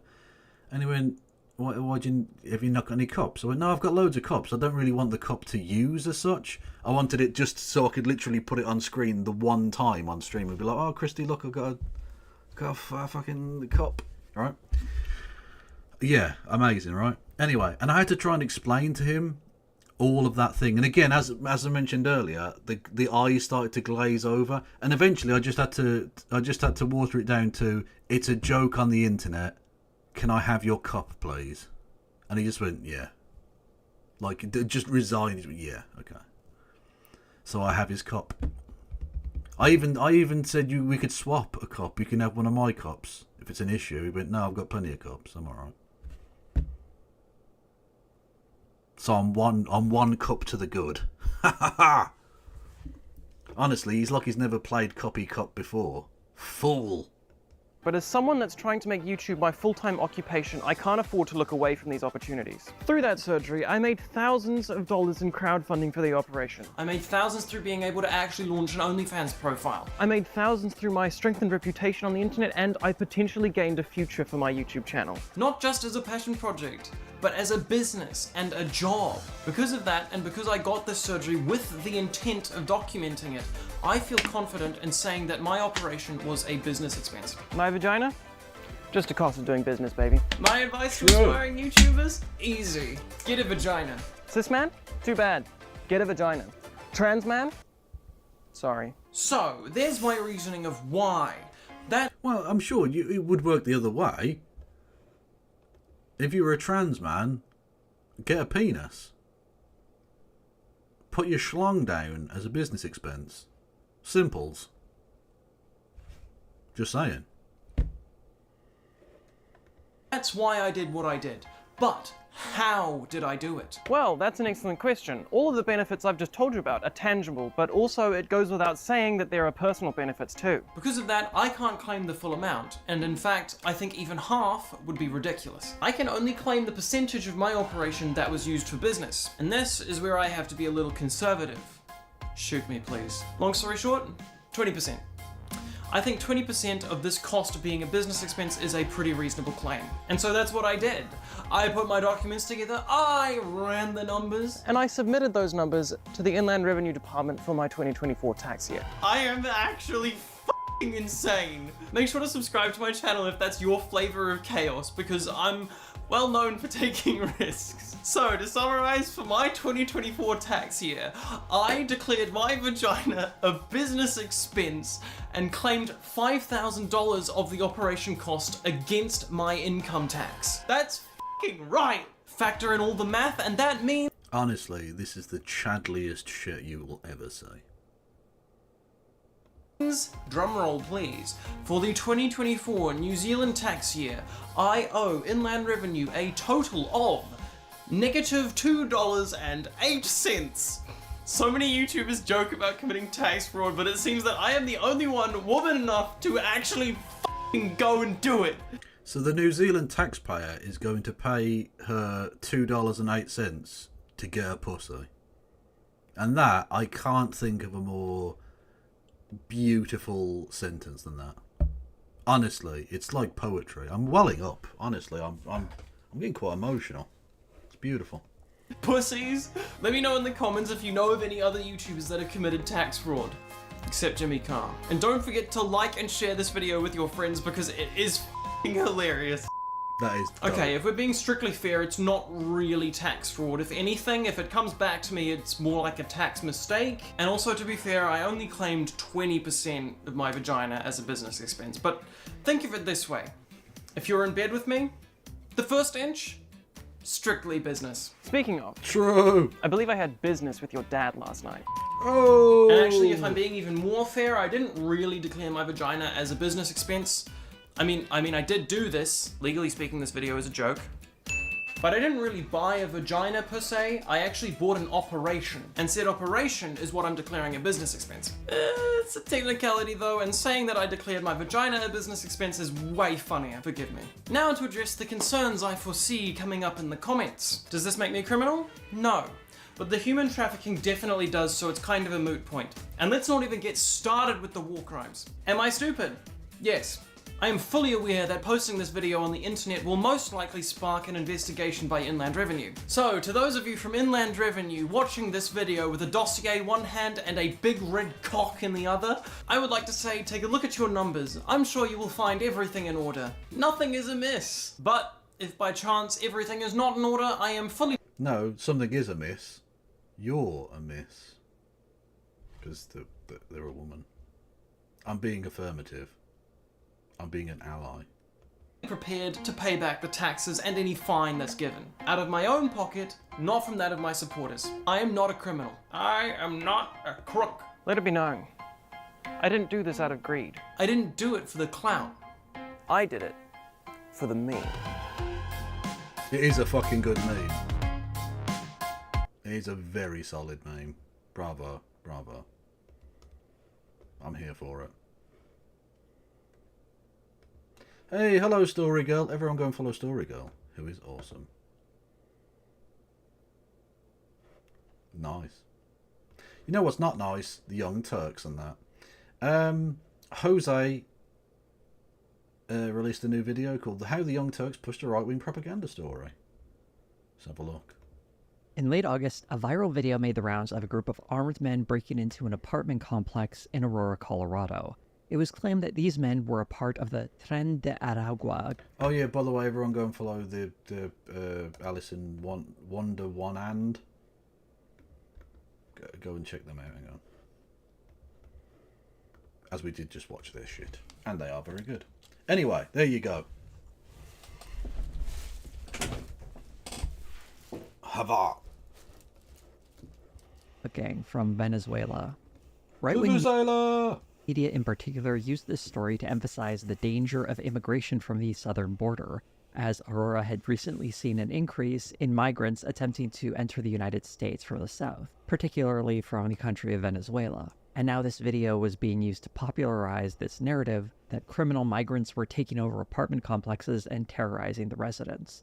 This was very quickly exploited by Donald Trump during his campaign when he would claim that Aurora had been taken over by violent gangs. Resettled beautifully into your community to prey upon innocent American citizens. That's what they're doing. The real story isn't quite so sensational, but that's God, he's such a dense cunt. I fucking hate Trump. Be expected when it comes to right-wing media. Vilifying immigrants is a time-honored tradition in that space. What was more disappointing to me was watching some media outlets, claiming to be on the left, repeating this story without important additional context, and thereby missing an important element of this story. I imagine I have some overlap in viewers with this channel, so here's a little disclaimer before we dive in. TYT has been getting a lot of smoke from the left recently for a variety of takes, particularly when it comes to street-level crime. Well, the fact that they're just right-wing cunts now, yeah. While it would be interesting to go over all of those and determine what sort of conservative streak may or may not be running through that network, this video isn't really about that. I wanted to focus on this story specifically because, as was seen a month later, they released a second video doubling down on their original commentary and once again carrying water for what I would ultimately learn was a cynical PR campaign. Also, as a note before we begin, since this story has had numerous developments since with lots of contradictory information coming out, I wanted to be careful to cite sources that would have been publicly available before this video was originally published on the main TYT channel. I'll be touching very briefly on those additional developments at the end of this video, but for now I really want to focus on the video titled, Venezuelan Gang Takes Over an Apartment Complex, or did they? Which did a terrible job of describing this story. This video was published on...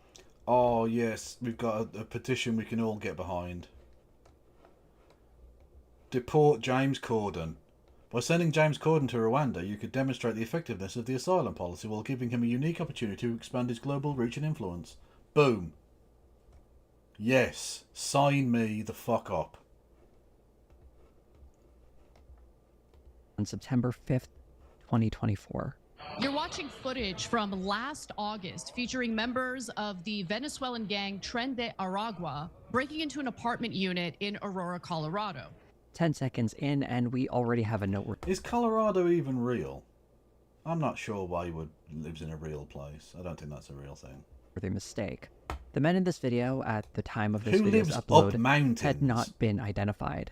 Although they would be identified a few weeks later, the police were reluctant to assign any kind of gang affiliation to them, never mind saying they were part of Tren de Aragua. Considering how this story is being used to fuel anti-immigrant rhetoric, claiming these men to be migrants, specifically criminal ones in a gang, before they have actually been identified, seems to me irresponsible.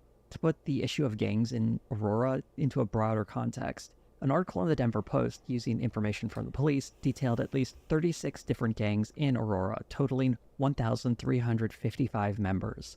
And based on all the articles I've read, the highest estimate I've seen for Tren de Aragua gang members in Aurora was about 15 to 20 people. But whether or not there's gang violence in Aurora isn't really the problem I have with this video.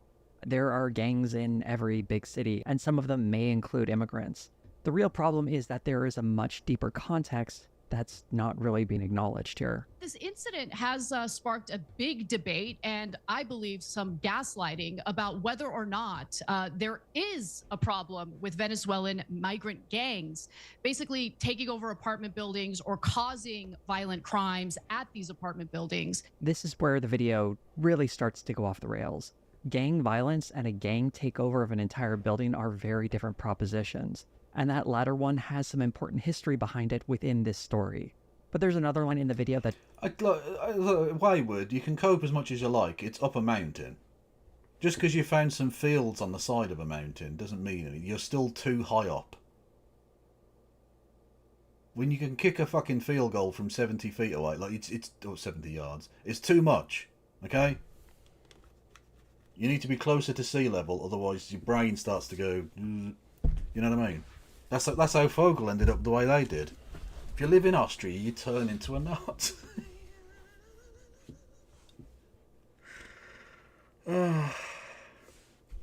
Fact. That does a better job demonstrating of what I think needs to be pushed back against in this video. Now, a lot of people say, oh, the property owner is a bad guy. That doesn't prove anything. The property owners could be bad guys that don't take care of the rodents and the bed bugs, etc. And a Venezuelan gang might have taken over the apartments. Those two facts are not at all logically connected. To say that reveals a complete lack of knowledge about the origin of this story. You've definitely yeah. Vogel, there's definitely like is this your kink? Me calling you a Nazi? Because I'll be honest with you, I am going to kink shame that. I'm just putting that right out there. I'm not okay with that. That's weird. I mean, I hope you're happy, but like it's weird. It's very weird. Because I called you a Nazi and then you gave me money. Which, like, I don't know how to feel about that. Is this bad money? I'm not sure. I mean, I'm not giving it back. Fuck that. But, you know, thank you, Fogel. The good things about Austrians having... The good thing about Austrians in chat means I get less smoke for being French. That is true. Only part of France is mountainous, and therefore I'll leave you alone for now. But to really understand where this story came from and why it became such high-profile news, we have to go back a little bit before this video made an appearance. Before I start the story, I do have to establish who the players are in all of this. The gang takeover narrative affects 3 different complexes that have supposedly been taken over. The first one, where that infamous video was captured, is the Edge at Lowry. The Edge at Lowry is a group of buildings, but for the sake of simplicity, I'm just going to refer to the collective group of buildings as the Edge at Lowry. The second location is Whispering Pines, and the third is Aspen Grove, which is... They all sound like low-level professional golf courses. Aspen Pines. Springfield Gardens. Look, it's all... America isn't fucking real. I've determined it. It's just not. More commonly called Fitzsimmons Place. As you might have noticed on the map, these complexes are pretty far from one another, each several kilometers away. The fact that they're so distant raises an interesting question as to why these 3 in particular have supposedly been taken over. They aren't the only apartment buildings in this neighborhood, after all. One common thread is all 3 of these complexes are owned by a guy named Zev Baumgarten. These properties would be managed by a company called CBZ Management, which is also owned by Baumgarten. After they were purchased in the intervening years, these properties would rack up dozens of complaints that were filed with the city. It also received a number of code violations.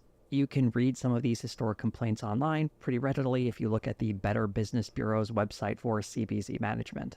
The state of disrepair and disregard for properties seems to be pretty common for any building managed by this company.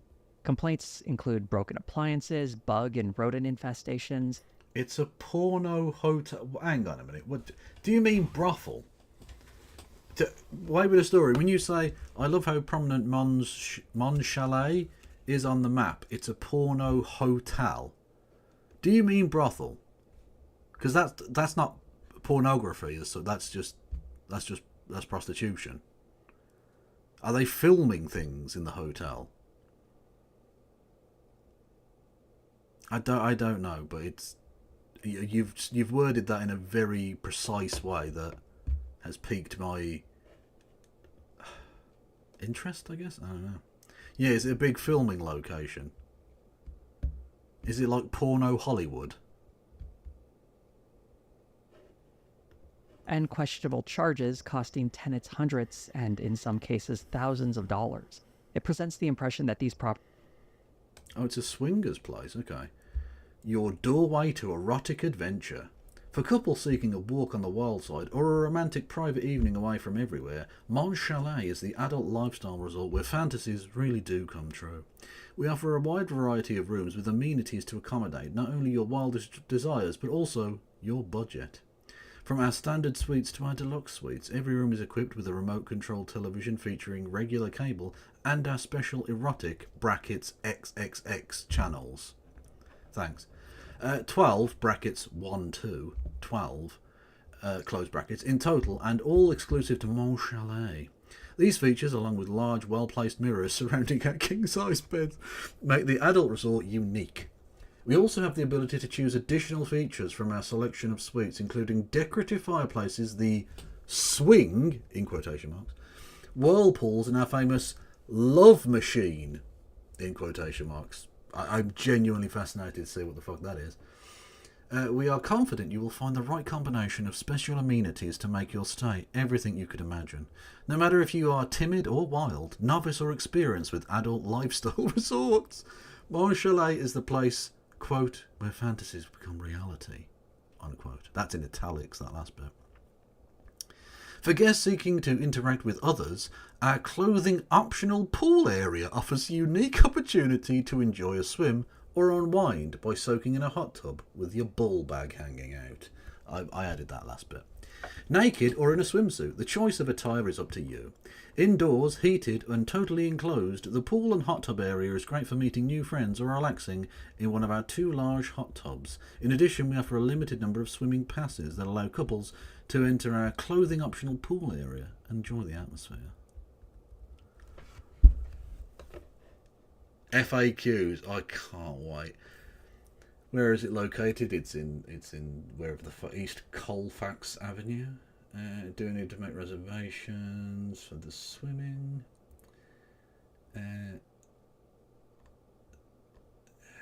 Do you have any suggestions for couples?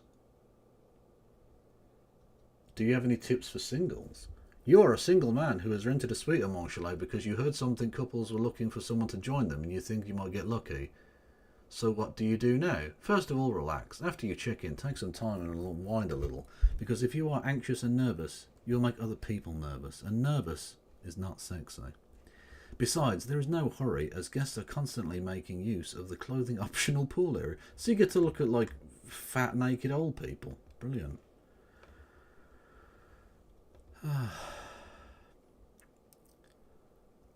Love machine, so they have Kev in every room. You knows it. You knows it.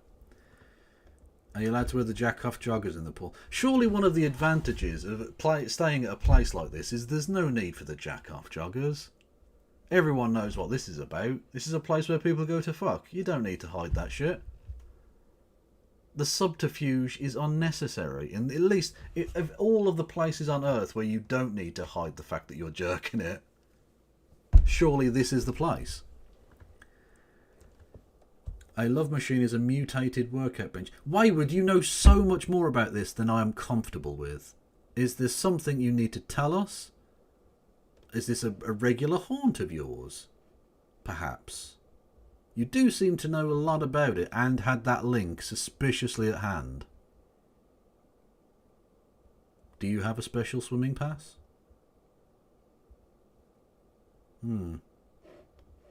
Properties were managed with minimal to no services. These issues persisted for years, well before the arrival of a large number of migrants in December of 2022. That arrival, by the way, was part of Texas Governor Greg Abbott's project to bus various people who had crossed the border to other states. The total number of newcomers to the Denver area was just under 43,000 as of October of 2024, and it's estimated that half of these people have relocated to other parts of the country, either for better opportunities or to be with family members. These people are often labeled as Venezuelan. This isn't entirely accurate. Venezuelans make up just over a third of this population. Oh, Wayward, that's a delightful way of putting it. The only thing I have to tell you is I was in my 20s at one point in my life. Message received. We see you. We feel you.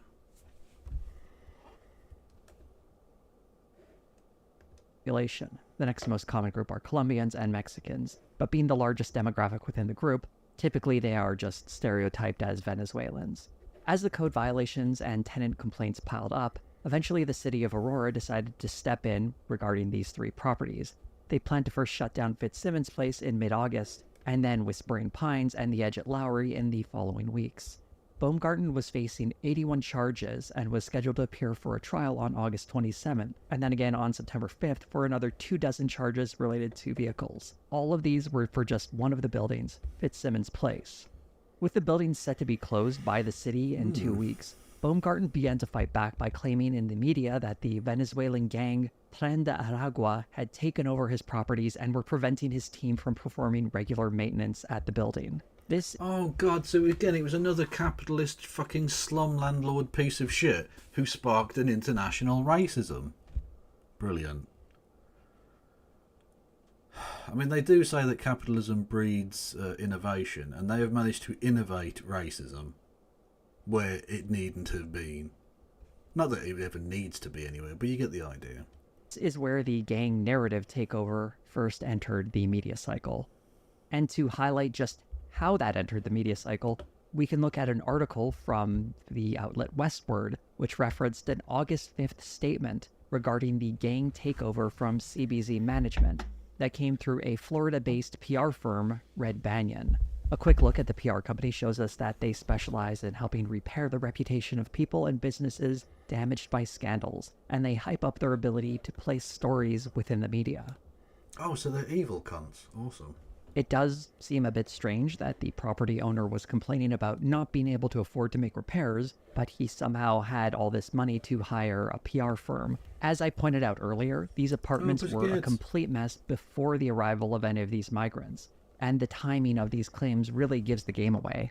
If a Venezuelan gang was somehow preventing these apartments from receiving regular maintenance, it's a wonder that they were able to do this for years before any Venezuelan migration wave came in at all. As an interesting point of comparison, Baumgarten owns several other buildings in Denver, buildings, you won't be shocked to learn, that also have numerous health and safety violations. One of the residents of one of the Denver properties discussed the poor living conditions, saying, "What's going on in Aurora, that's essentially what's happening to their properties in Denver. It just hasn't gotten the same attention." By the way, this comment does come from a mid-September article, so I won't blame TYT for not being aware of something that hadn't been published yet. Though all the other details I've shared so far were readily available throughout articles published in August. Ladies and gentlemen, one of the major differences between the 3 buildings in Aurora and the other buildings in Denver, all in similar states of disrepair, was that in Denver, the city had not stepped in to shut these buildings down. And that might be a reason why there are no news stories about a Venezuelan gang seizing control of them. Baumgarten told this gang takeover story to his lenders, which is how they decided to create a report. Let's go back to the TYT video for that. Now, the video that we showed you earlier was taken later in August. So even before that incident occurred, there were already concerns about gang violence. There was already a law firm investigating it on behalf of the lender. The first major issue with this report is that it's specifically about Whispering Pines, not the Edge at Lowry, which is where the viral video comes from. The video really conflates those two properties in an unhelpful way, including mistakenly listing one of the residents from the Edge at Lowry as being from Whispering Pines, and I think it demonstrates a general lack of familiarity with many of the elements of this story. But to look at the details of the report itself, it was put together by the law firm Perkins Coie, probably said that wrong. Considering the dates used, we can infer that the report was put together no earlier than the first week of July. It's very clear that crimes have taken place, but it's difficult to parse from this report alone which ones were dealt with by police and which weren't, and which ones can be substantiated at all. Looking at the more obvious crimes, there was a case of assault in November 2023, but is followed by this interesting line. We have no information on what investigative steps were launched or arrests were made in connection with this violent and unprovoked attack. It seems like something they might have wanted to reach out to the police about, but for some reason they didn't. There are much wilder claims as well, such as child trafficking, but there's no direct evidence of that.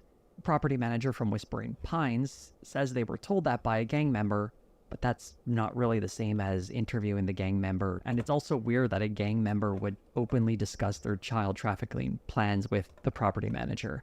But that's kind of the whole point of this report. It's not meant to be a listing of definite crimes that have happened that the police have ignored. Rather, it's something presented by a law firm asking the police to look into this without actually figuring out if the police have started looking into this or not. Good night, but the Andy. TYT video makes a much bolder claim about the validity of this report. And the report was further confirmed by the Aurora Police Department, which is now denying that there's a problem of Venezuelan gang violence at this apartment complex. Can I just say, it should give you pause for thought, I think, as a leftist. If the police are denying that these crimes are a real problem, that should really tell you something, because it's in the police's interest to big up there being a crime problem so that they get extra money, supposedly, to fight that problem. They don't do that, of course. They just, spend it on tanks or something, because it's America and you need tanks for urban policing situations, apparently. Anyway, and of course for covering up sex crimes done by their employees, naturally. Anyway, but it's in their interest to make sure that people are scared of crime. So them trying to say this isn't happening, this is bollocks, don't listen to this, should really tell you something, I think. It should really get the old brain cells activated. Anna. Good night, Fogel. Enjoy your Austrian sleep. Whatever the fuck that means. That sounds like slang. That was unnecessary. Aurora PD is well known for being trigger happy. Also murdered an autistic kid. Naturally. I just assume that every police force in America has killed a child at some point today. I think that just happens, doesn't it? I don't know if they've got a quota or something, but they all seem to do it. Nice.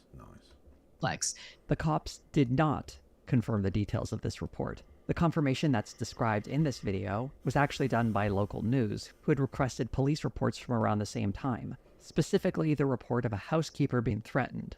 The most contentious claim from this report is about rent collection or extortion, and that's mentioned in the video like this. The property has recorded footage of gang members knocking on doors without authorization or without any justification, attempting to collect rent from the tenants of Whispering Pines. Even several weeks after this video has first went up, there is still no firm evidence that to any sort of large scale that this is happening.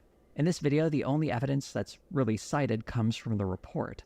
When looking at the report, the only real evidence provided is a story from the property manager and a single image of rent supposedly being collected. The law firm, I guess, might have seen... Put your hat on straight. If you're going to do crimes, at least don't dress like a wanker.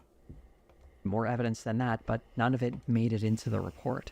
One thing that is worth noting, though, is that the man who the property manager consistently identifies as Larry is almost certainly a man named Larry who was arrested by Aurora police back in July.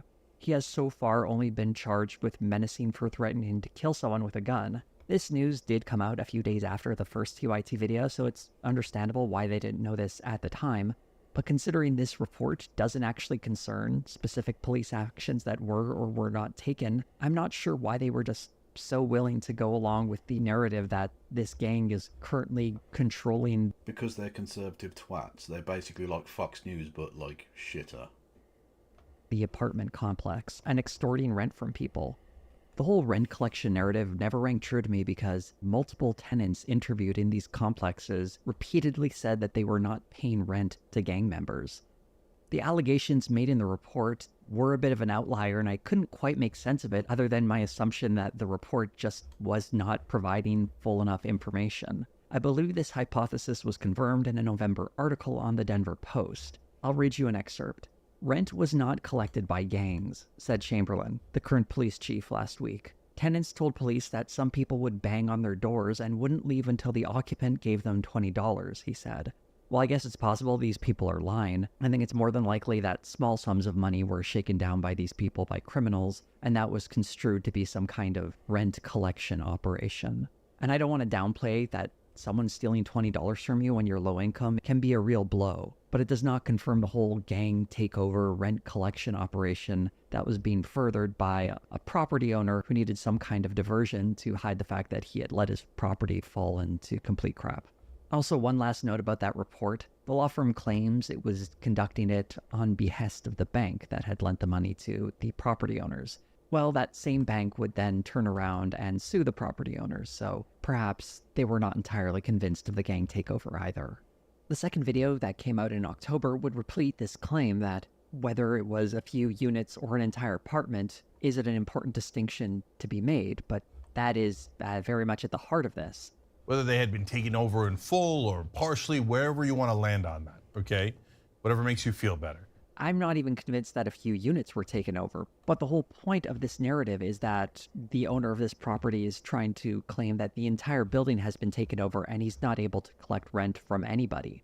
The local outlet, Denverite, took a closer look at the arrest records of the alleged Tren de Aragua members to provide further details, and only one of those arrests seemed to support the takeover narrative. A man was arrested for entering the apartment of two other residents at the Edge at Lowry and threatened them with a gun. He apparently told the couple to get out. The Edge at Lowry? How is that being spelled? Is it literally just Edge at Lowry?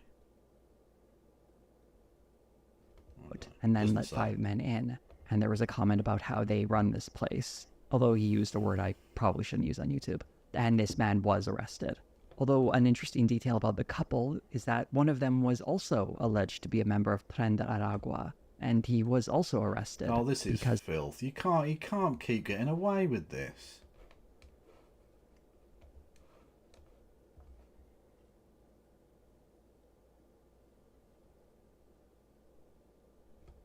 How is anyone else supposed to be attractive? Like, at all, by comparison to this? What is going on here? Although it's good to see he's got 2 tiny heads. Hey-oh! Of charges from a separate incident involving one of his former roommates, who he assaulted after refusing to pay his share of the rent at a different location. I genuinely tried really hard to find any evidence of gang takeovers, and Larry's a former Air Force base. Oh, okay. Honestly, this one case is the best I could find, and this was published well after that first TYT video came up. A single unit that was taken over with the perpetrator arrested by police. Now, I haven't inspected all these units myself, and I suppose there are crimes out there that may have been committed that no one has come forward and provided any firm evidence of, but at the very least, I feel very confident in saying that the property owner's story of several buildings being under the control of gangs is, at the very least, a gross exaggeration. Yeah, I'm going to call it bollocks. It seems like absolute shite. Looking through these arrests, one other interesting detail is that for the November 2023 assault at Whispering Pines, the victim was identified as none other than Zev Baumgarten, the property owner who has neglected these buildings. I should make it explicitly clear that obviously this is not okay, even though he's been absolutely atrocious to... It is funny though. Like, I'm not saying it's okay or that legally it shouldn't have ramifications. I'm just saying it is also quite funny. Because landlords are bad. His tenants, that doesn't justify some guys beating the crap out of him. There was a man who was arrested for this assault, and he was identified as potentially being a member of Tren de Aragua. Baumgarten pretty much never does interviews, so we can really only speculate what this assault has done to his perception of what's going on in those buildings, but it is quite possible that the experience colored his perspectives. No wonder it chimes so well with Anna then, who let one example of crime happening to her completely change everything about her politics. Something of a theme, it would appear. Somewhat. And I should restate, regardless of any sort of assault, his negligence towards the property, including allowing conditions that increased the incidence of crime there, go back well before the Venezuelan people moved into those buildings. The Young Turks video spends surprisingly little time talking about Baumgarten, but they did have another group they dedicated minutes of their time to complaining about. For the lefties who are watching this, who are concerned, oh my God, please, please, please don't report the truth because it's going to paint migrants in a negative light. The migrants are the ones who are victimized by this. So if you care about migrants, if you care about immigrants, you should not want them to live under these conditions. If you're pushing back against the demagoguing of immigrants, I just did that. That's how you do that, okay? But if you say, in order to push back against that, I'm just going to pretend that no immigrant has ever committed a crime. Literally nothing that anyone has ever said, you fucking piece of shit. You sound like a Fox News cunt. You're pushing right-wing nonsense. That's dangerous. And that those gangs aren't here and they haven't taken over anything. You sound ridiculous. Hearing stuff like this makes me wonder what portion of this video comes out of concern for the residents and what portion is being created to push back against annoying people on the left. I'm not saying it has to be one or the other, but it seems like a bit of both are clearly at play here. As someone who is annoyed by people on the left, I understand that impulse. And hey, sometimes it's important to push back against annoying figures who are making it tougher to operate in that space. But when it comes to genuine concern over these residents and how they're being victimized, I've already described a lot of context that was left out of that story. And more importantly, there was no mention whatsoever of what was going on in Fitzsimmons Place, the third property supposedly taken over by a violent Venezuelan gang. If you truly care about the residents in these complexes, I don't know how the story of Fitzsimmons Place can be ignored. So let's go into some detail about that. Fitzsimmons Place was declared a nuisance attracting criminal activity by the city in September of 2023. The city described how crime at the property had gone up 30% since 2019 when it was purchased by Baumgarten. One interesting fact about the nuisance notice is that it has a list of the many crimes that took place at this property in the preceding 12 months, including several before the arrival of any Venezuelan migrants to Aurora. And all of these crimes were before the supposed gang takeover began. The city would insist that crime is not the reason this building would eventually be shut down, but this notice does serve as firm documentation that this has been a long-standing problem at the property and isn't the product of recent immigration. And I really shouldn't have to say this, but If you're claiming that your story is about the crime affecting these people, and the only criminals you seem to be talking about are the Venezuelan immigrants, you have more in common with the right-wing media when covering this story than you realize. By mid-August, before the viral... I think they realise. I think that's the grift they're doing. That's where they're going. They saw how well it worked out for numerous of their former employees, so they thought, if you can't beat Jimmy Dore, join him. Video went live, Fitzsimmons Place would be shut down, leaving nearly 200 people without a home. She says for the past 3 months, she's always paid her rent on time, but has had continuing issues with lighting in the kitchen, and issues with the front door, and pest control problems. Also, half the month of August nearly gone. Doesn't give her family much time to find permanent housing moving forward. Listening to the stories of these residents, it's really heartbreaking. They were paying $1,600 a month to live in apartments that had serious problems. Speaking to CBS News, one former resident said, "Our hot water is turned off every week. We have to boil water to take a warm shower. And there is a special place in hell for slum landlords. Like, landlords in general, not cool. But slum landlords, like, there is a special extra hot bit of the fiery lake, I think. Yeah. Truly evil. There's a lot of rats." Although many of the residents describe the lack of safety in the community, it's very tough to find anyone supporting the gang narrative presented by the property manager. In fact, following the evictions, the former residents of Fitzsimmons Place filed a class action lawsuit against Zev Baumgarten and his business partner. Notably, it's not the city they were going after or the police department. They blame the property owner for the problems in their building. A civil rights attorney spoke to local news about the issue. They didn't have any excuse until it was leaked that Aurora was going to be condemning this building. I'm just going to say it now. This guy has the greatest moustache. It is a beautiful thing. It's just sat there on his upper lip, nonchalant as fuck. Like, yeah, I'm awesome. I don't need to fucking justify shit. I'm just here. Beautiful. Absolutely beautiful. Only just about 2 weeks ago did the Baumgartens and their companies hire a public relations firm to start pushing this narrative that the building was taken. Also, he looks like a correspondent from Anchorman. Like, he could be one of the... You know when they had the mass fight with all the various different camera people? Like, he's one of those characters. Over by gangs, and for that reason they had to cease property management operations. But the reality is they had ceased operations long before this news leaked that Aurora was going to be condemning the building. By the time the viral video came out, Fitzsimmons Place was already old news, and it's hard to say a gang has taken over a building that has been completely shut down. But realize when people are talking about apartment buildings that have been taken over by gangs, of the 3 of them, one of them isn't even open anymore. But while we're on the topic of Fitzsimmons Place, those 81 charges I mentioned against Baumgarten from the city were conditionally dismissed. Baumgarten waived the right to a speedy trial and must now reimburse the city up to $60,000 to secure the property. He then either has to sell or lease the property to a new owner, or bring the building back up to code to resolve the many issues it's facing. This needs to be completed in the next 6 months. Although the delay in the trial must be some kind of relief to Baumgarten, it seems strange to me to take that agreement because it seemed like the perfect time to present all the evidence of a gang having taken over a property because of the city's negligence. But instead, he is spending a significant amount of money to secure the building, possibly even more if he decides to bring it up to code, or he'll have to sell the property. If this deal seems a little too generous for the guy, well, I'll have a little more on that later. There is one section of the video that does come close to understanding what might be happening here. Some of them are saying, no, the gang violence isn't the problem. The real problem is the landlord.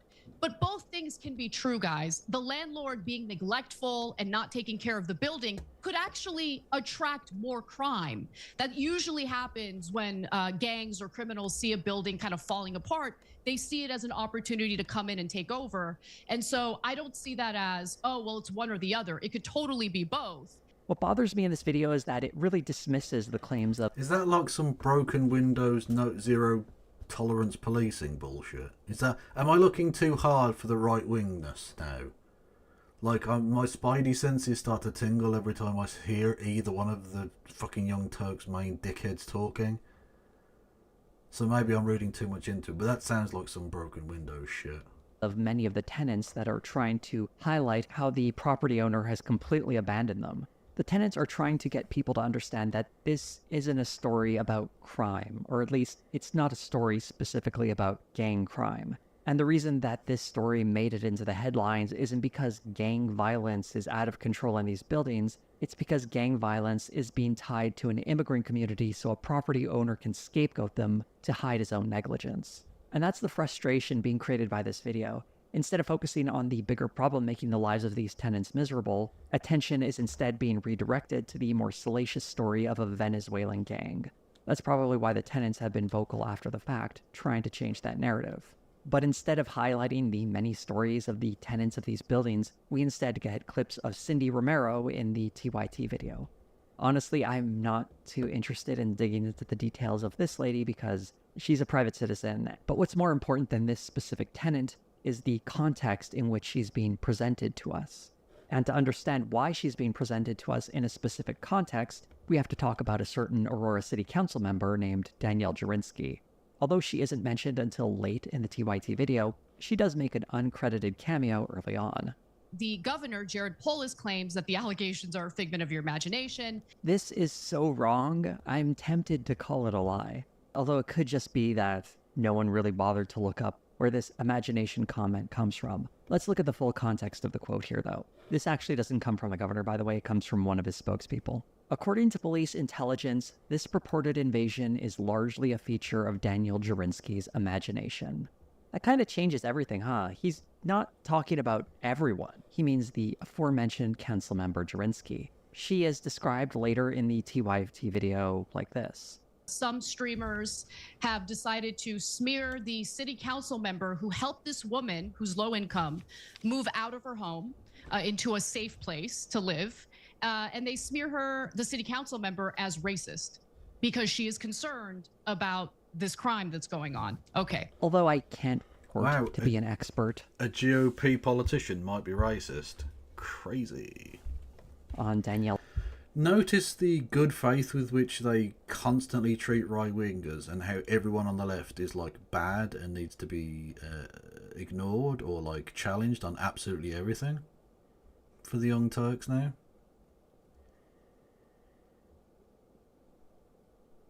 If you want to know who they're serving, look which way the guns are pointed. Jurinsky.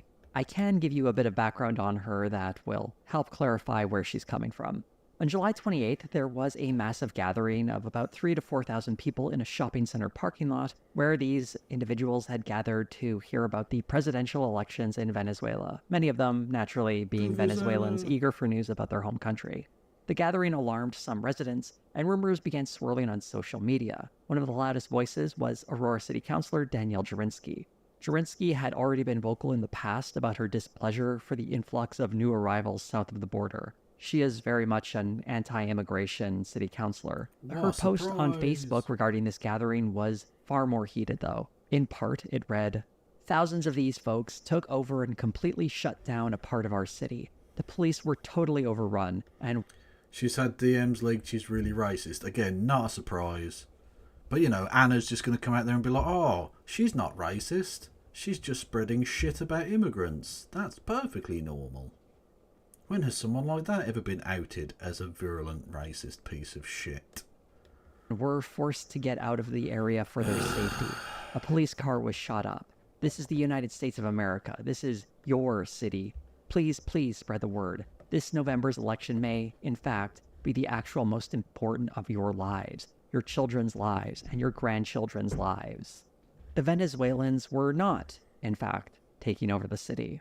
And after the results of the Venezuelan election came in, they pretty much went home. Police would later clarify that, while a gun was fired into the air at some point, a police car was not shot up. They also described how police were there for the entire event and didn't make any... Is there any... Is it possible for right-wingers to just do anything without fucking lying? Or, like, trying to fraudulently do shit? There's another one from... Where was it? Here we go. Woman who performed Nazi salute whilst wearing a keffiyeh at the protest is unmasked as owner of 2 kosher cafes inside a Jewish hospital. So it was a Zionist trying to make pro-Palestinian people look bad by doing the Nazi salute, making it look like they were Nazis, when in fact it was them that was being the Nazi.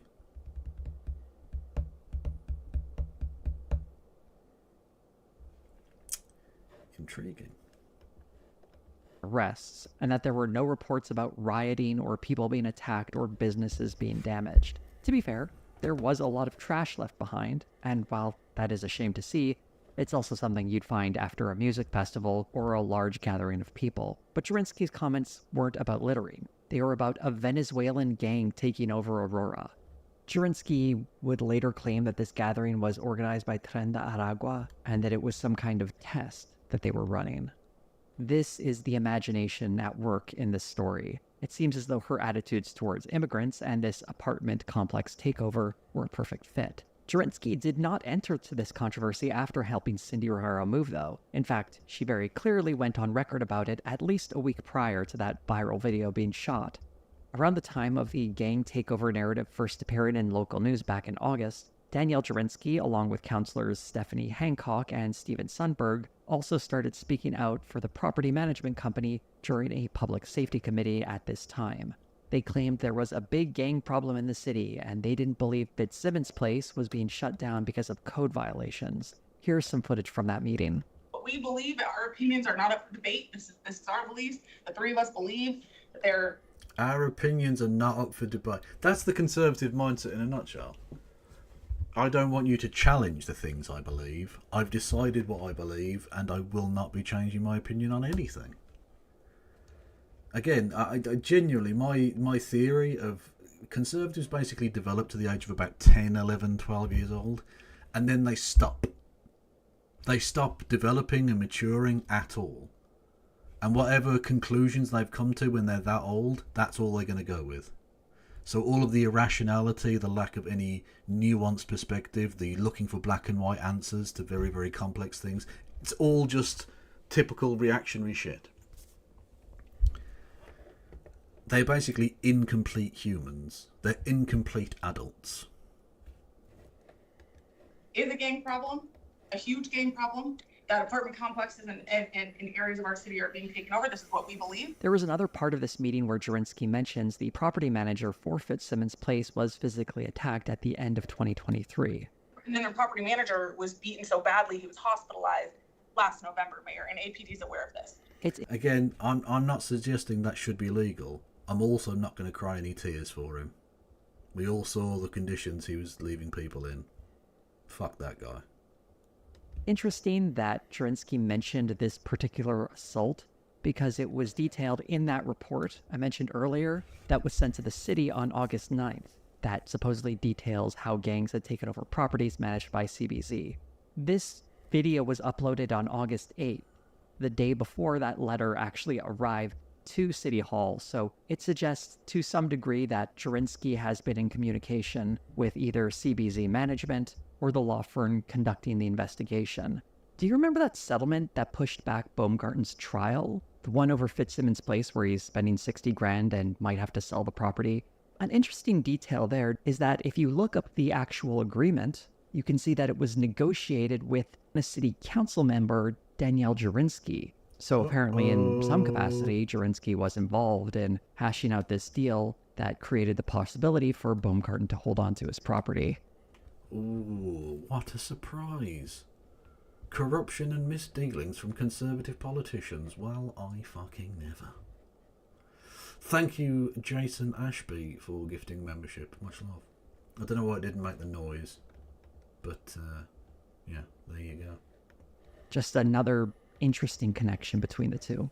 I suppose she could have been representing the city, although I suspect the city manager was doing that, and considering a few days before this agreement was reached, she didn't believe that code violations were the reasons this building was shut down. So I suspect she wasn't exactly holding Baumgarten's feet to the fire on this one. And of course, all of this was happening before that viral video went live, and Jurinsky presented herself as some kind of savior stepping in to rescue a tenant. Jurinsky has affixed herself to Romero and is frequently sharing the tenant's story. In one more recent case, she was literally coaching her on stage while she was speaking at a Trump rally. The loud music, the destruction, the gunshots. The PR company... Jesus Christ. Everything about conservatism is like fake as shit. There's nothing genuine or grassroots. Everything's fucking fake. They disgust me, they really do. Red Banyan also has a history of using politicians for its messaging, specifically when it comes to this gang takeover story. Going back to when it first broke in early August, Republican congressional candidate John Fabricatori was identified by that PR firm working for the property owner as someone who was a representative for CBZ Property Management. A quote from a 9 News article. Another piece of corruption. What a surprise. Article reads, Fabricatori said the city didn't want to arrest illegal aliens because of bad optics, and he said the property owner had invested in improving the building. Now, I'm not saying anyone is on the payroll for one company or another.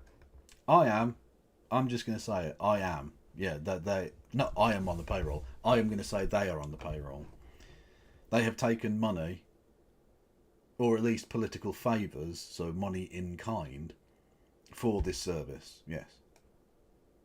But I think there is a confluence of interests going on here. We have a property owner creating a gang narrative in an attempt to deflect responsibility for his own negligence towards his properties, and a politician advancing their own career using anti-immigrant rhetoric.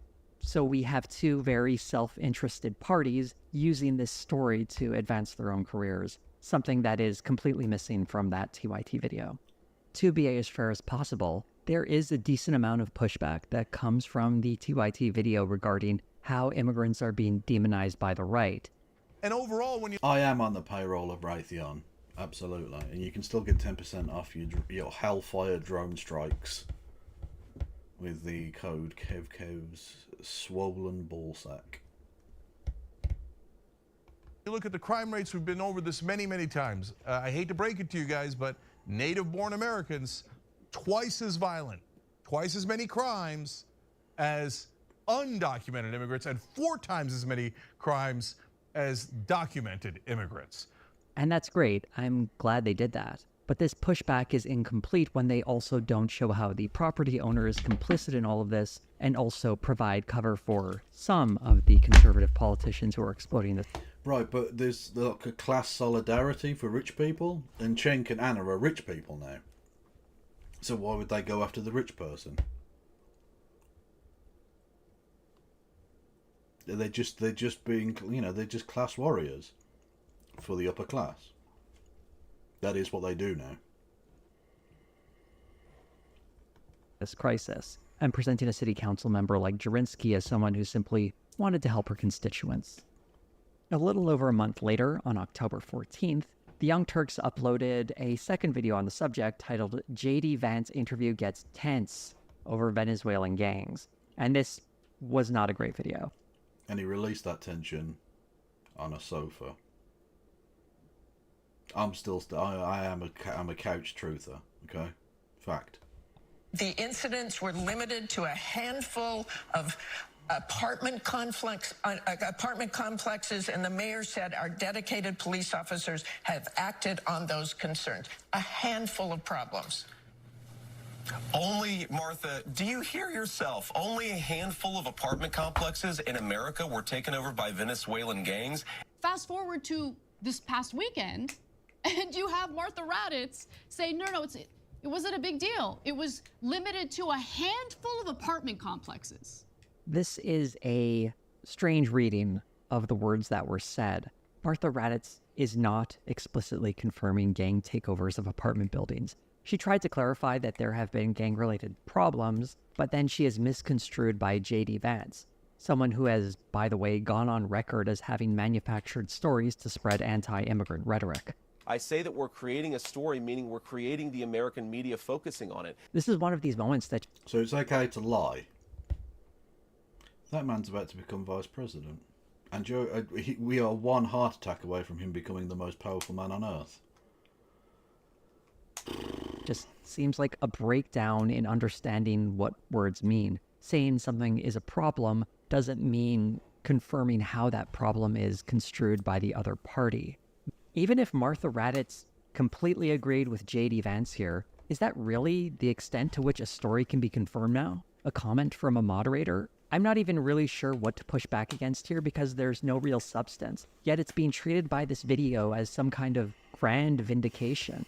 I know this is a common talking point that's been circulated in right-wing media, but it's obviously been exaggerated. The Aurora Police Department put out a press release about the Venezuelan gang members that they had identified and arrested. When you look at the details of these 10 men who have been arrested, they don't really speak to any sort of extortion scheme or apartment takeover narrative. Many of the charges involve things like domestic violence, and several men were arrested over one specific shooting. There was a fight that broke out at a party, and there was an instance of one gang member breaking into the apartment that was occupied by a different gang member.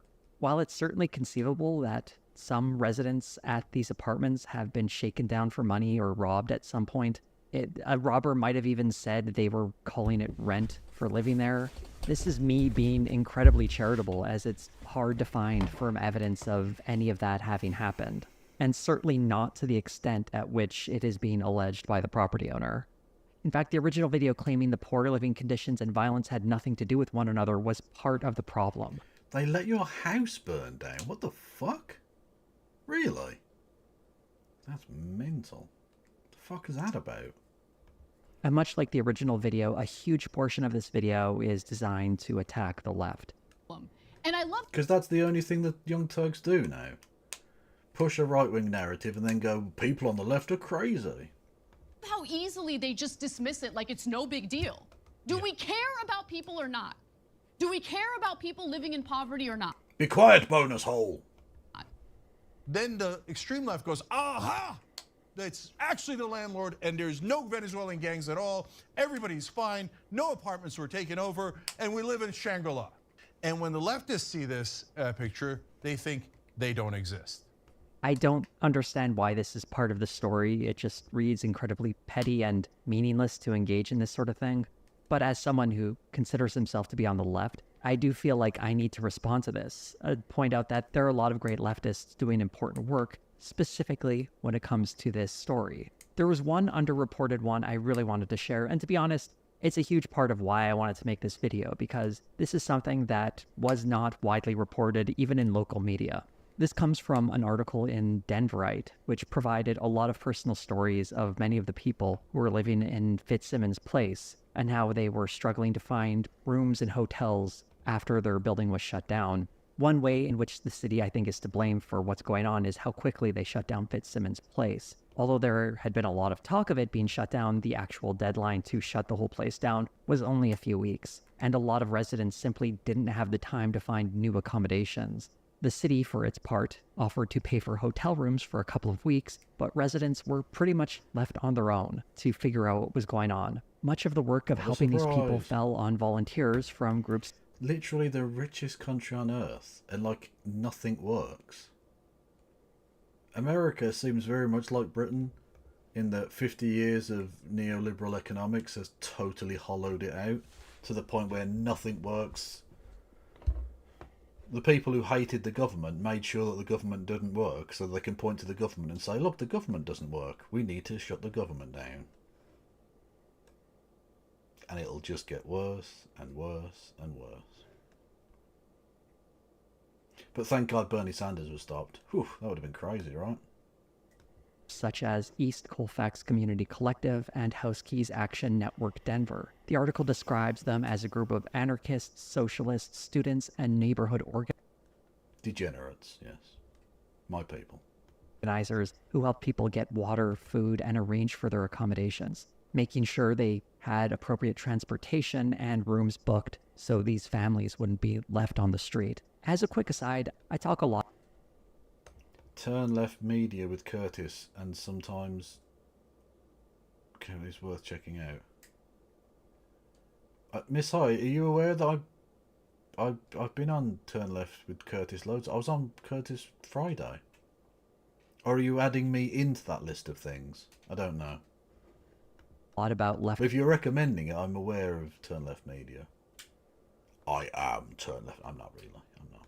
leftist politics on this channel, and I see a lot of questions about how people can make a difference in their community. And if you're someone who wants to make a positive difference in your community and you're not sure where to start, look for organizations like these. They provide community support to people in really tough moments of their life. Good night, And Snowflake. it's really so easy sometimes to make a positive difference. In this case, it was just showing up with some food and water and helping people get from point A to point B. And while there are annoying leftists on the internet who will say all sorts of obnoxious things, I think the contribution I don't need that very personal call out. It's unnecessary. of leftists in communities often gets ignored and minimized. They're out there doing the actual work. And to me, this is what I think of when I think of leftist activism. This Thanks, article Messiah. is an important read as it puts a human face on all of the people, particularly those who were affected by this building that was left in disrepair and then was suddenly shut down. And it also describes Thank you for the shout out, Miss Hire. I appreciate that. how stories of rampant gang violence is stereotyping an entire community. To be a Venezuelan person in Aurora right now is to be associated with the existence of this gang. A gang. And it's the same thing with they're eating the cats, they're eating the dogs, whatever particular. I forget, was it Dominicans or some shit? Or Haitian? It was Haitians, wasn't it? Haitians in whatever fucking Springfield town.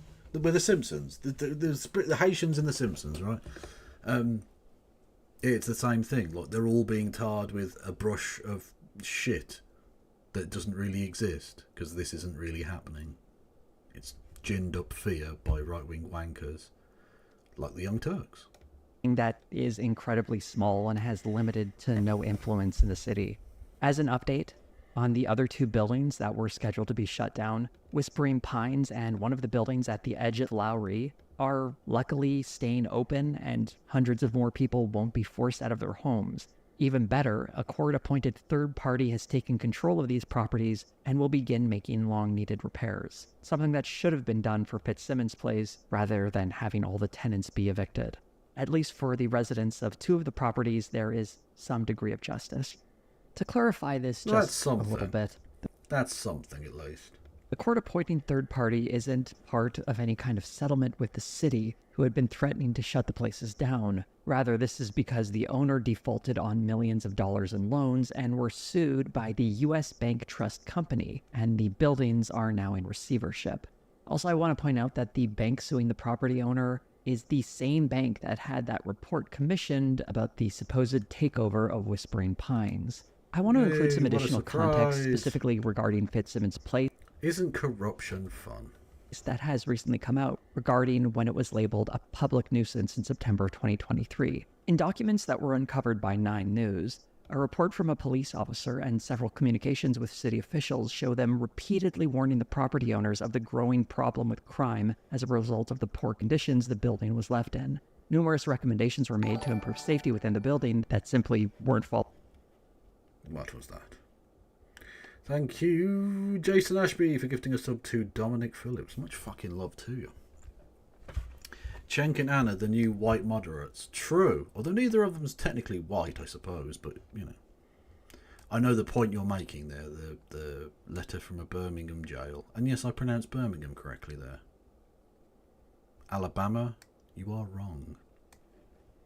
Followed through with. Police even made the offer of helping with security, but there's no evidence that they were ever taken up on that offer. I'm sure to some degree police could have done a better job of providing safety for any of the people there. After all, several tenants had reported very slow responses to 911 calls.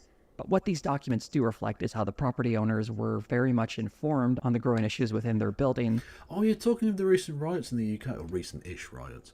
You know, they started because of the Southport thing, and we had the Southport councillor on and all of that.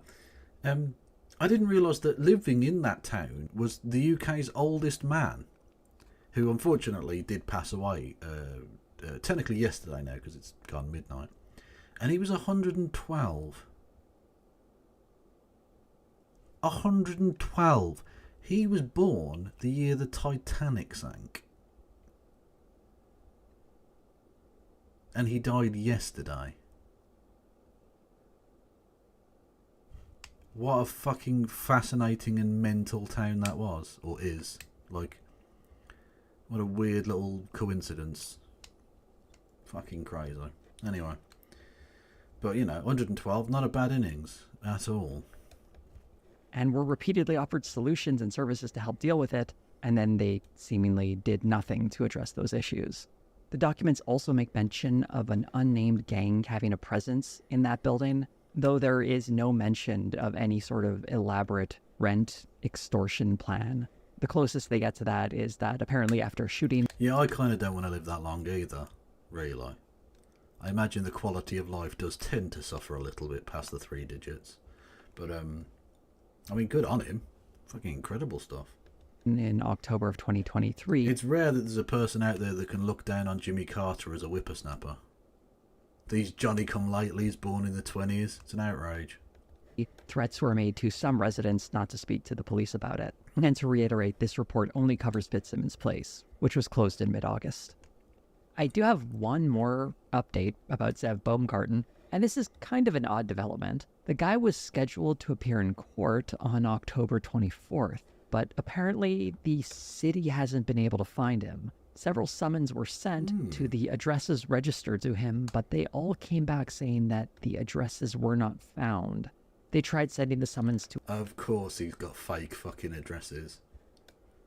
...his lawyer, but got no response. If anyone knows this guy, they might want to let him know that the city of Aurora is looking for him, and he has to appear in court soon.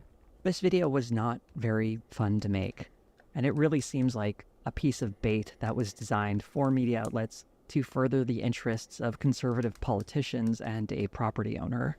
While I don't think we should never talk about it, period, or pretend like gang violence isn't happening, not providing that additional context, I think, allows stories like these to perpetuate. Another thing that really annoys me in these videos is the ridiculous disparity in power between the two groups being complained about. Even taking the video at face value and pretending it's not leaving out important context that would dramatically change people's understanding of the story, you have, on the one hand, the voices on the right, which include Donald Trump and various high-ranking Republican and Anna Kasparian officials who are in the middle of a political campaign to take control of the federal government.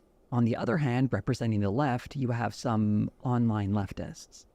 After looking at all of the context of this story, it very clearly appears to me to be bait, specifically to get people talking about the danger of immigrants. That's not to say that crime hasn't happened in this location. There are countless areas in the United States where crime happens, including apartment buildings. And some of those crimes involve gangs, and some of those crimes involve gangs that have immigrants. In that respect, there's nothing particularly special or... Oh, I thought it was my computer getting weird. No, he's smoothing over Cenk's features gradually. ...interesting about this story. And it was very, and obviously seeded by the property owner to deflect from his own responsibility. And is obviously being taken advantage of by political parties trying to advance their interests ahead of an election. By not pointing out that context, these videos fall for the trap and swallow the bait whole. Yeah, they say that Donald Trump shouldn't be such a racist, but they're still covering the story as if it's anything other than anti-immigrant bait. Yeah. Originally, this video was actually going to be about the Aurora complex story more broadly, using the TYT video as a jumping off point, but I decided to refocus this as a... Anyway, that was a very good video. Everyone go and follow Jose, who is good eggs. What a time to be alive, people. What a time to be alive.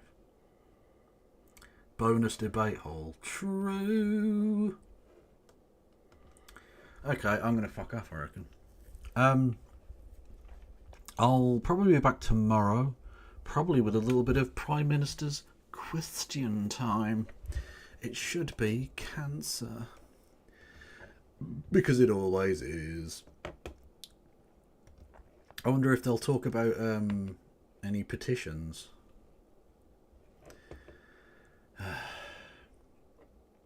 Who should we go over to? Let's go to Raptor Blue.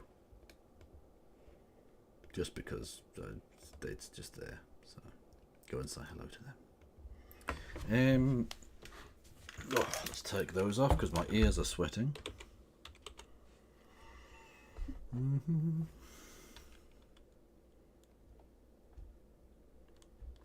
Raptor Blue.